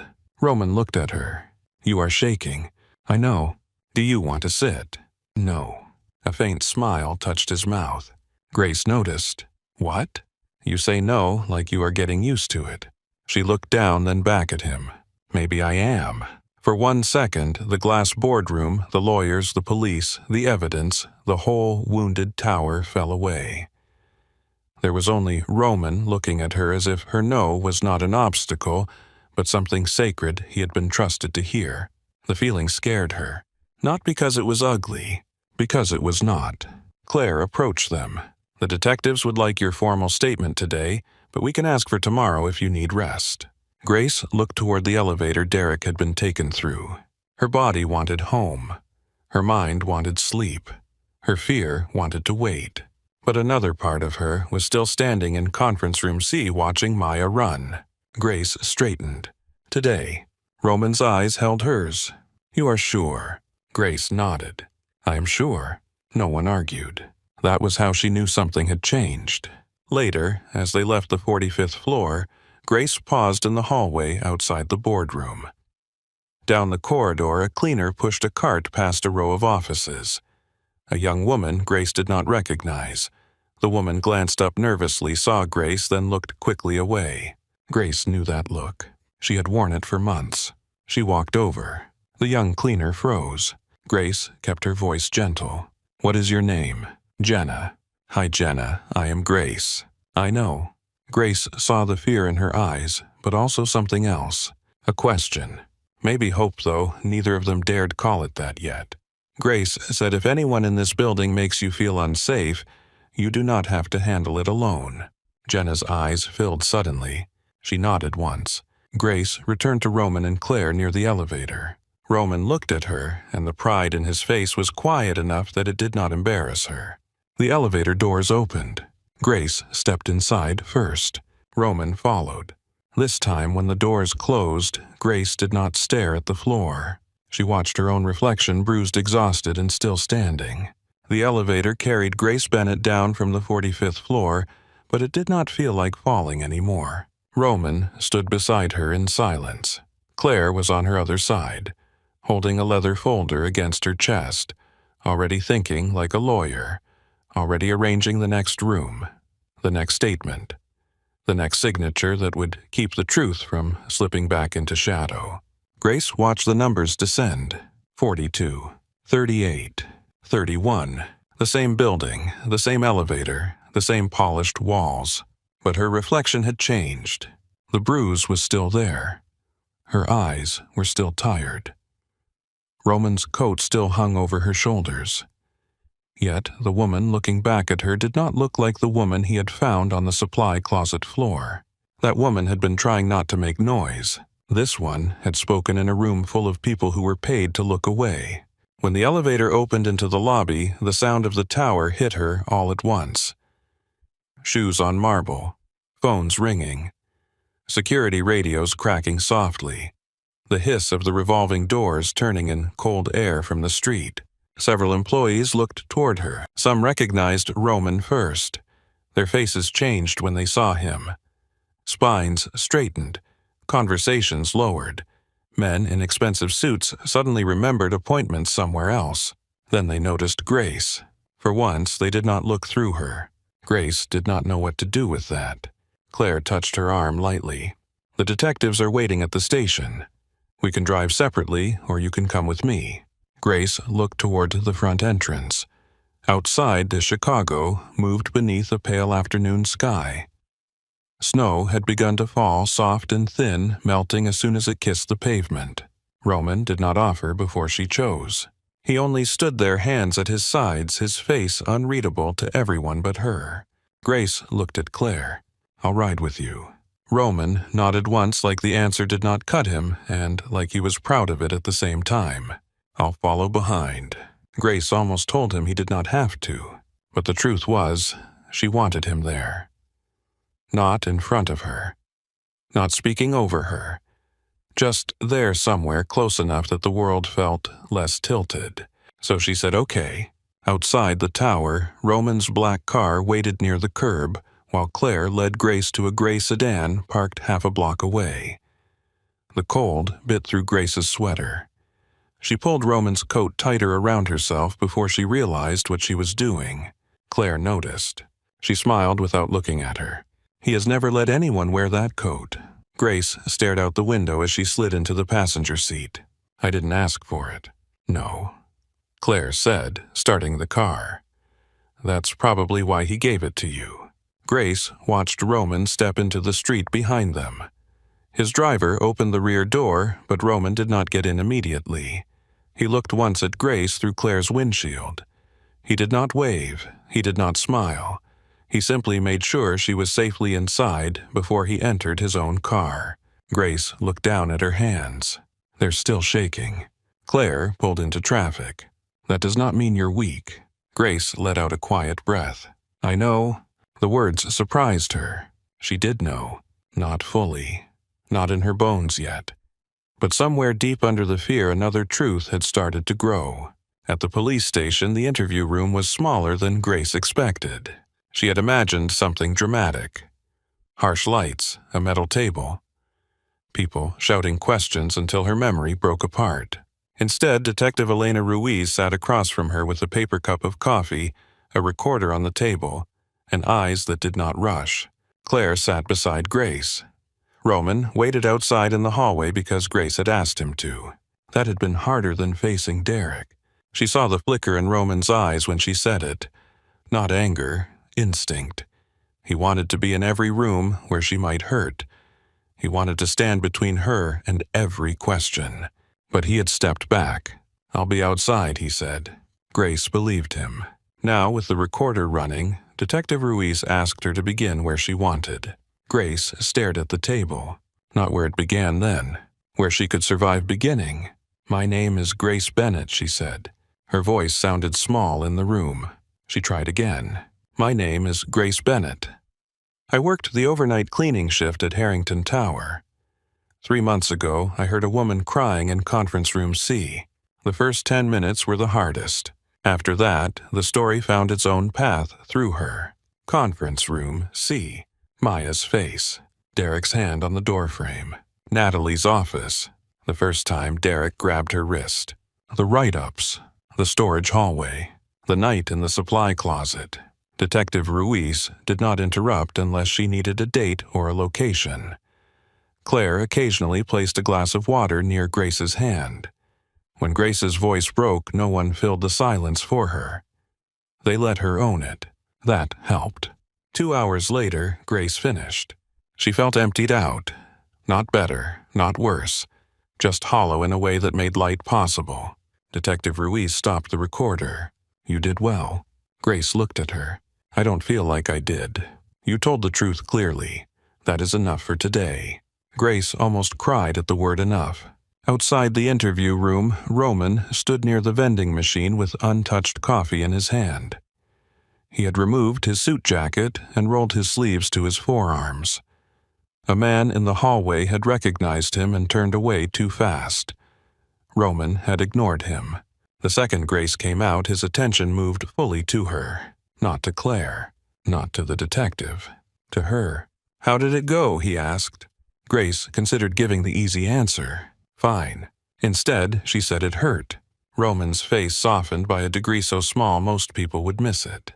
"I'm sorry." Grace nodded. "I'm not." He understood that too. They left the station near dusk. Snow had thickened, softening the edges of the city. Claire offered to take Grace home, but Grace looked at Roman and said, "Can we walk a little?" Claire did not hide her surprise. Roman only said yes. They walked along a side street near the station, past brick buildings and narrow storefronts with warm light spilling through glass. Roman kept to the outside of the sidewalk between Grace and the road. He did it naturally without making a show of it. Grace noticed anyway. For half a block neither spoke. Then Grace said, "When I was in that room, I kept waiting for someone to ask what I did wrong." Roman's jaw tightened. "No one should ask you that." "But people do." "Yes." She watched snow collect briefly on the sleeve of his shirt before melting. Detective Ruiz didn't. No. Claire didn't. No. Grace looked up at him. "You didn't." Roman stopped walking. The city moved around them. Cars passed. Tires whispered over wet pavement. Somewhere behind them, someone laughed outside a bar. Roman's voice was low. "I wanted to ask many things that first night." Grace held his gaze. "But not that." "No." "Why?" His answer took time. "Because when I found you on that floor, you were already carrying too many questions that belonged to other people." Grace looked away first, not because she was afraid, but because the kindness of it hit too close to the bruise under her ribs. No one could see. They kept walking. At the corner, Grace's phone buzzed. "Eli." She answered immediately. "Hey." Her brother's voice came fast through the speaker.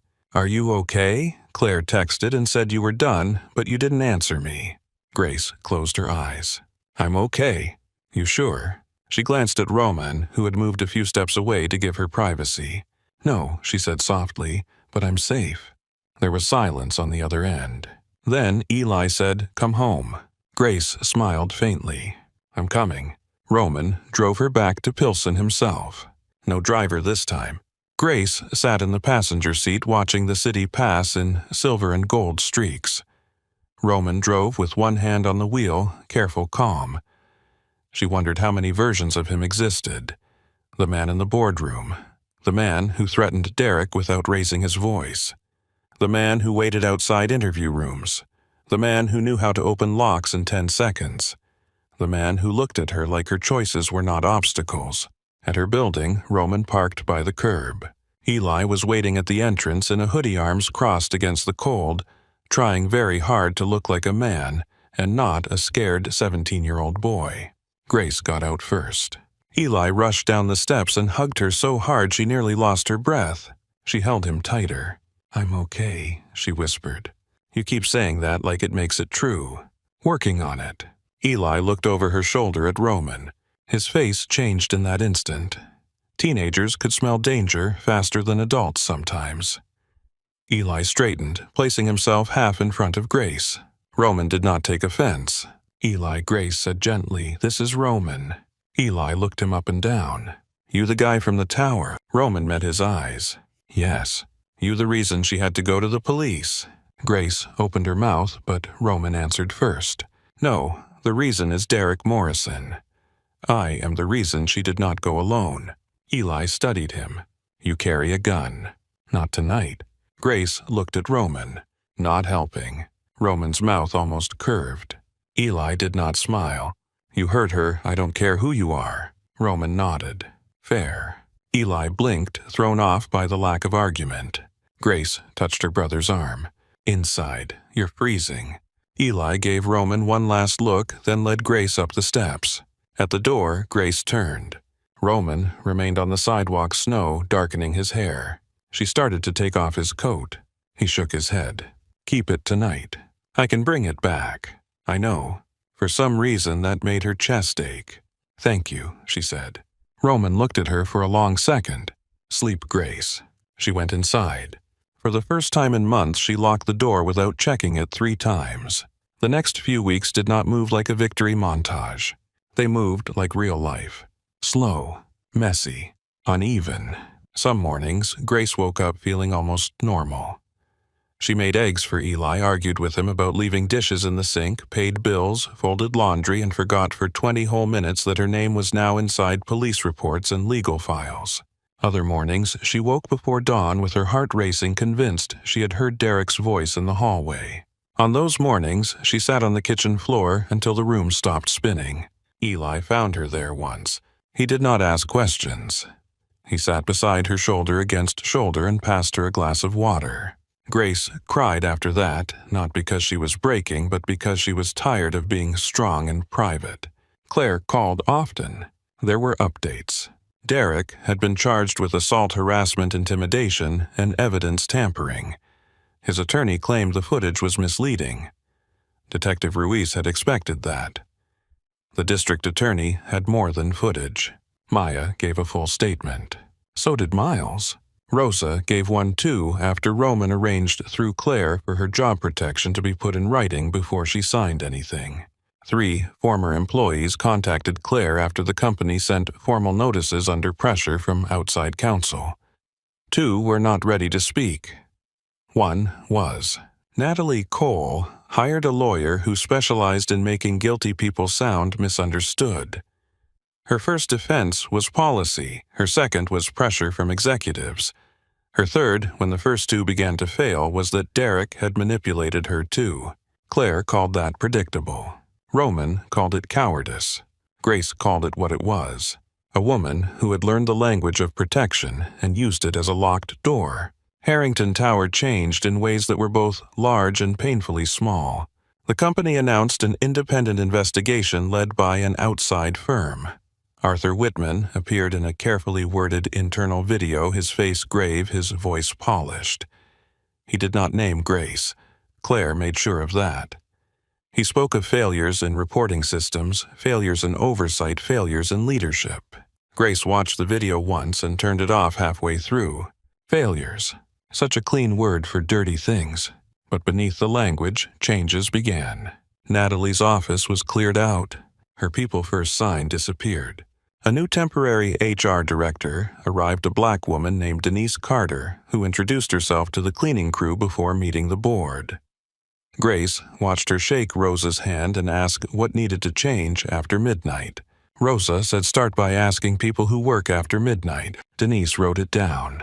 Security cameras were reviewed by an outside team. Blind spots near the supply closets, copy rooms, and conference corridors were corrected. No one worked isolated executive floors alone anymore. Overnight crews were paired in teams. Security escorts were offered without requiring employees to explain why they felt unsafe. An anonymous reporting line was created, but Rosa muttered that anonymous lines only worked when people believed someone answered. Denise invited her onto the safety committee. Rosa said no. Then she said yes 2 days later after Grace told her, "They need someone who knows where the bodies are buried." Rosa stared at her. Grace blinked. "I meant that metaphorically." Rosa sighed. "Child, with the men around this place, I had to check." Grace laughed so hard she had to sit down. It felt strange laughing inside Harrington Tower, like sunlight sneaking into a basement. Roman did not return to the tower for several weeks. Not because he was absent. Grace knew better. Claire mentioned things sometimes, quietly. A board member resigned after an old conflict of interest surfaced. Derek's uncle suddenly stepped down from 2 committees.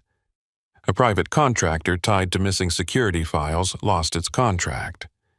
No one could prove Roman had touched any of it. No one needed to. Grace told herself she was glad for the distance. She had enough to rebuild without trying to understand what Roman Callahan had become in her life. But some nights when Eli was asleep and the apartment was quiet, she found herself looking at the black card still sitting in the small bowl near the door. She never called. She wanted to. That was why she did not. Roman, for his part, gave her space like it cost him something. Because it did. He returned to the world that understood him best. Private dining rooms. Back entrances. Men with expensive shoes and cheap soles. Deals made in low voices over glasses no one finished. In those rooms, Roman was steady. Feared. Obeyed. But his patience had changed shape. A man named Victor Salerno noticed first. Victor had known Roman's father. That alone made Roman distrust him.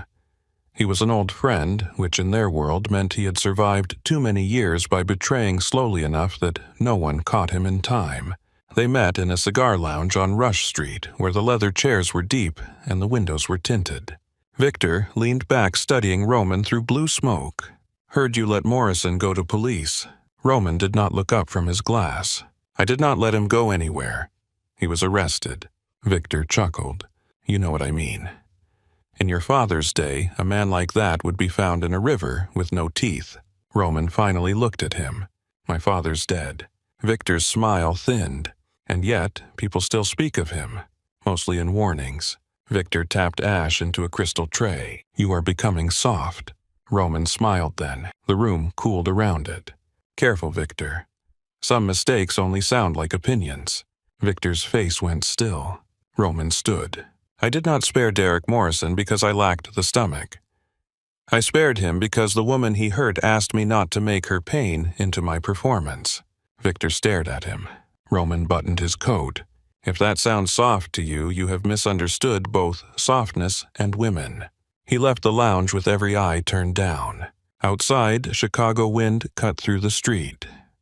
Roman stood under the awning for a moment, breathing cold air into lungs that had known too much smoke. His phone was in his hand before he decided to reach for it. Grace's number glowed on the screen. He did not call. He put the phone away. 3 days later, Grace returned to the 42nd floor. Not because she was forced to. Claire had secured paid leave. Denise had offered a different assignment.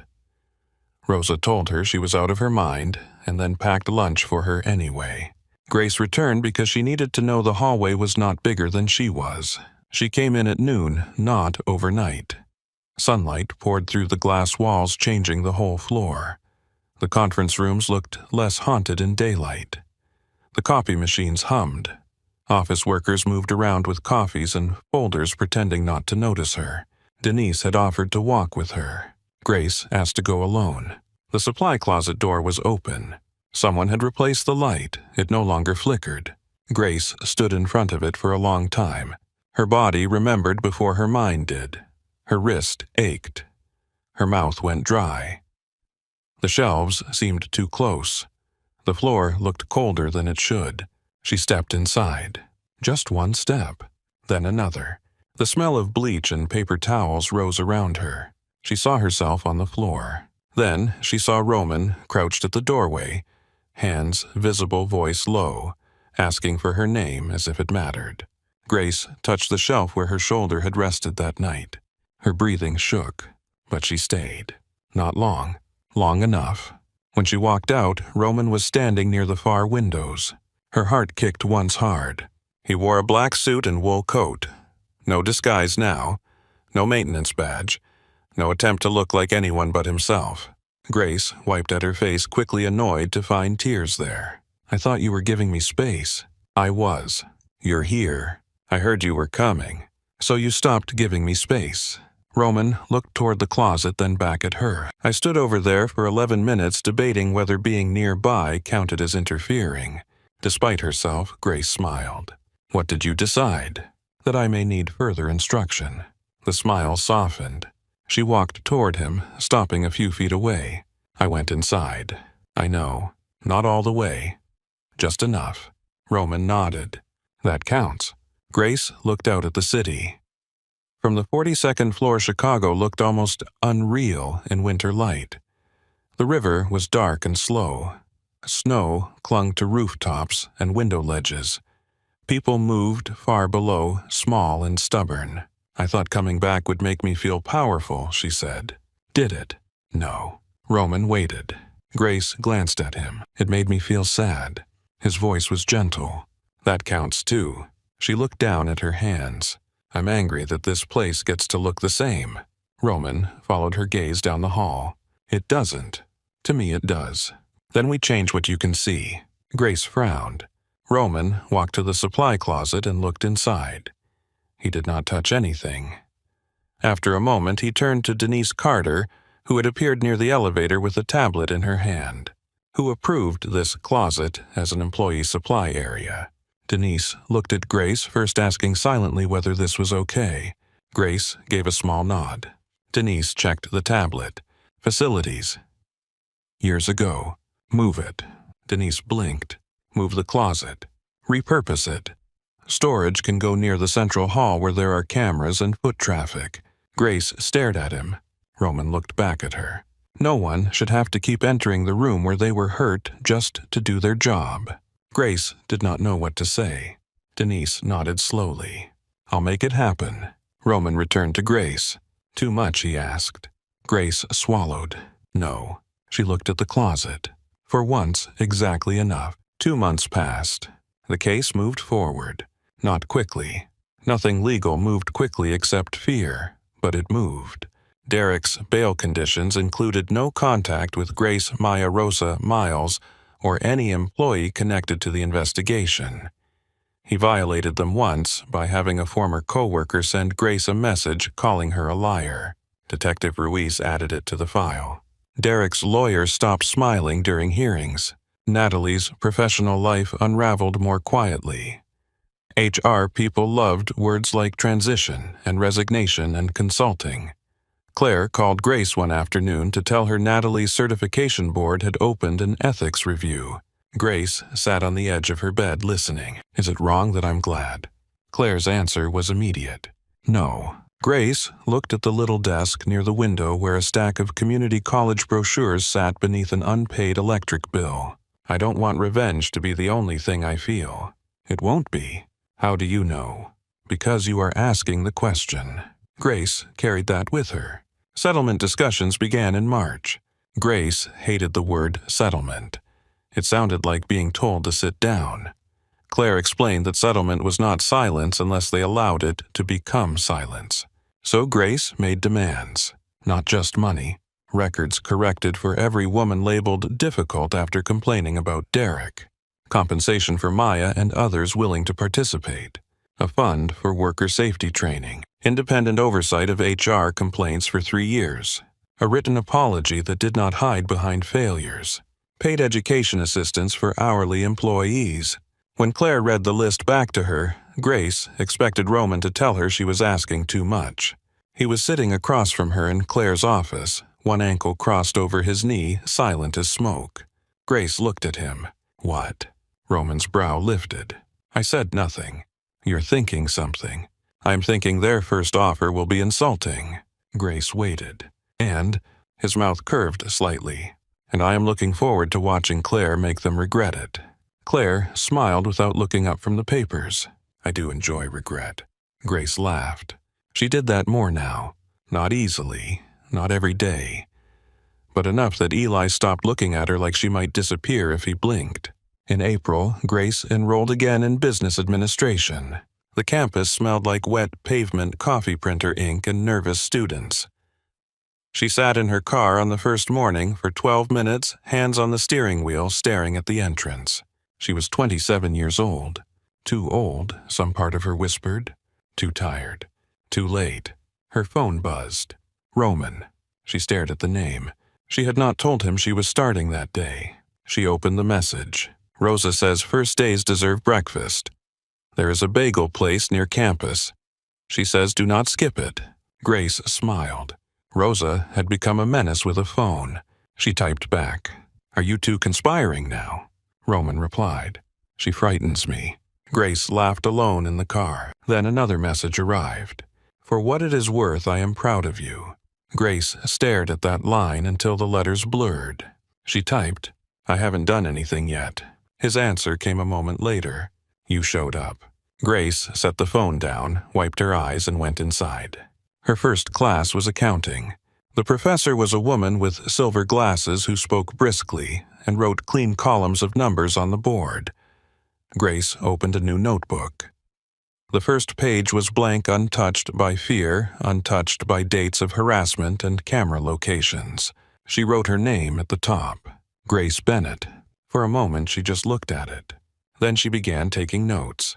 That night Roman called. Grace answered while sitting on the fire escape outside her apartment wrapped in a blanket, watching lights blink across neighboring windows. How was class, he asked. Terrifying. Did anyone survive? I did. I assumed. She smiled into the dark. It was good, hard but good. What was hard? Walking in, Roman was quiet for a second. And after that, still hard but different. He understood. They talked for 30 minutes.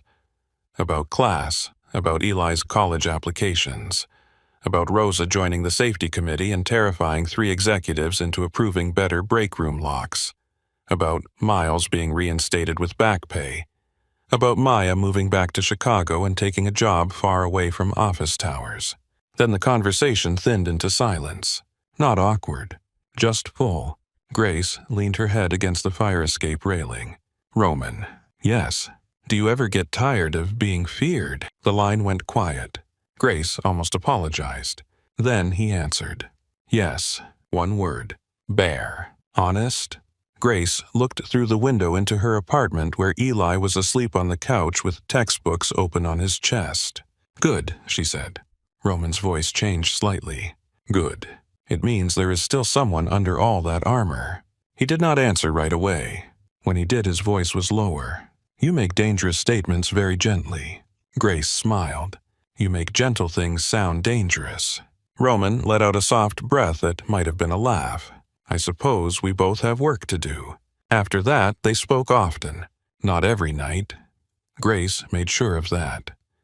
She still needed her life to belong to her. Roman seemed to understand, though she sometimes heard the restraint in his voice like a hand closed around something sharp. He did not send gifts without asking. He did not appear at her apartment uninvited. He did not offer to pay for school again after the first time she told him no. Instead, he sent useful things only after permission. A contact for Eli's scholarship application. A safer mechanic when Grace's Toyota refused to start. A list of accountants who did low-cost tax help after Grace complained she did not understand financial aid forms. When she teased him for being impossible, he said, I am trying to be helpful in ways that do not make you want to throw my phone number into the river. Grace said, progress. In May, the old supply closet on the 42nd floor became something else. Denise invited Grace to see it after the renovation. Grace almost said no. Then she went. The door had been repainted. The shelves were gone. The harsh light replaced with something warmer. 2 chairs sat inside along with a small table, a lamp, tissues, bottled water, and a phone with direct lines to security, HR, and an outside advocate. A small sign near the door read, Quiet Room. Grace stood in the doorway. Rosa stood beside her arms crossed. Well, Rosa said, at least the lamp is nice. Grace laughed through sudden tears. Denise looked nervous. We can change anything that feels wrong. Grace stepped inside. The room no longer smelled like bleach. She sat in one of the chairs. For a second, the past pressed in. Then Rosa sat across from her and opened a bag of chips. Grace stared. Rosa shrugged. What quiet makes me hungry. Grace laughed harder. Denise smiled from the doorway. Later that afternoon, Grace texted Roman a picture of the room. He replied, Does it feel all right? Grace looked at the room again. Not healed, not erased, not simple. She typed, It feels like the door opens from the inside now. Roman did not answer for several minutes. Then he wrote, That matters. The settlement finalized in early summer.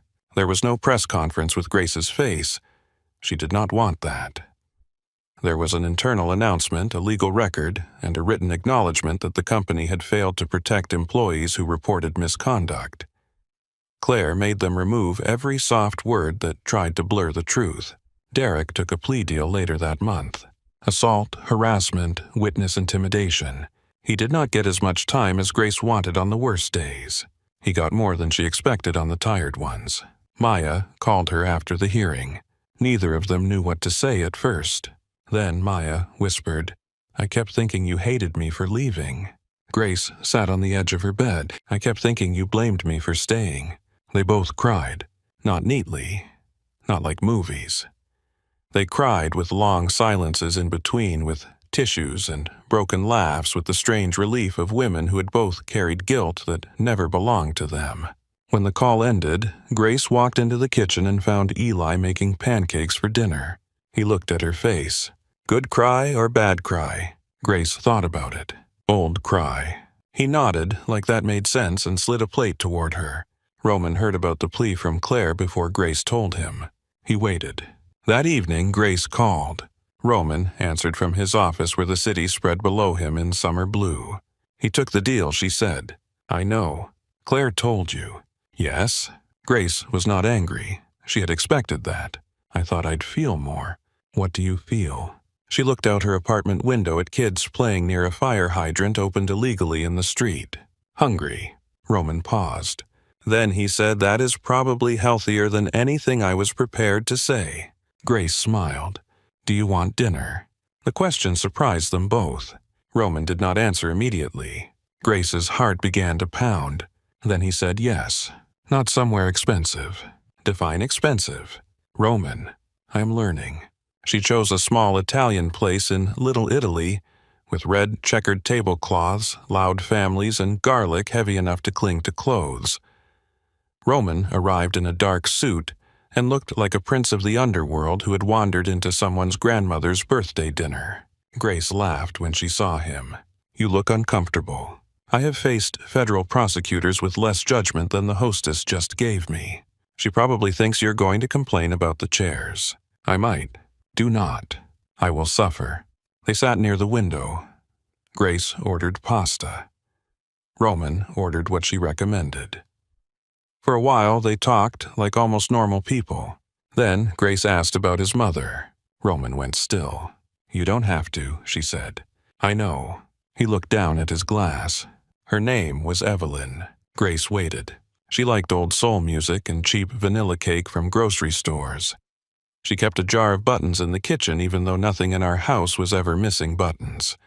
She used to say someday she would leave Chicago and open a bakery near water. Did she bake? Terribly. Grace smiled gently. Roman's face softened in a way that made him look younger and more wounded.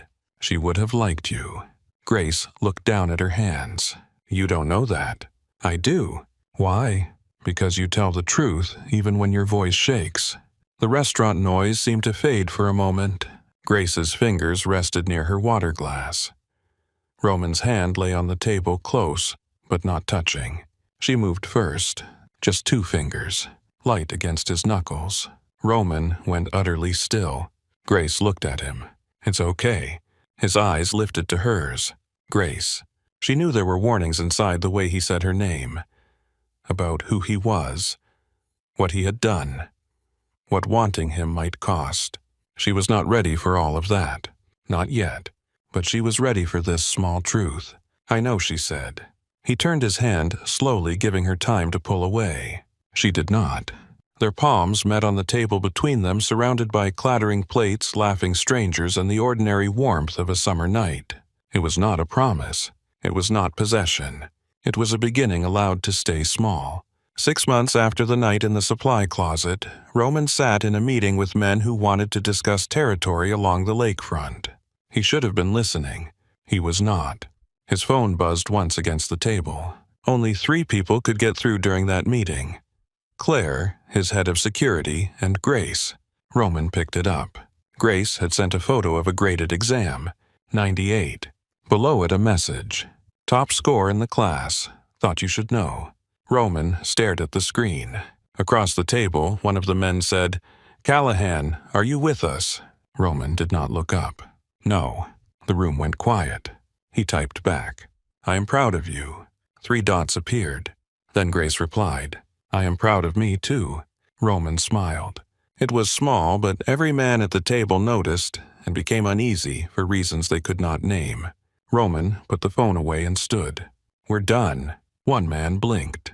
We just started. Roman buttoned his jacket. Then you have plenty of time to make better choices before we meet again. He left them there. That evening he went to Harrington Tower.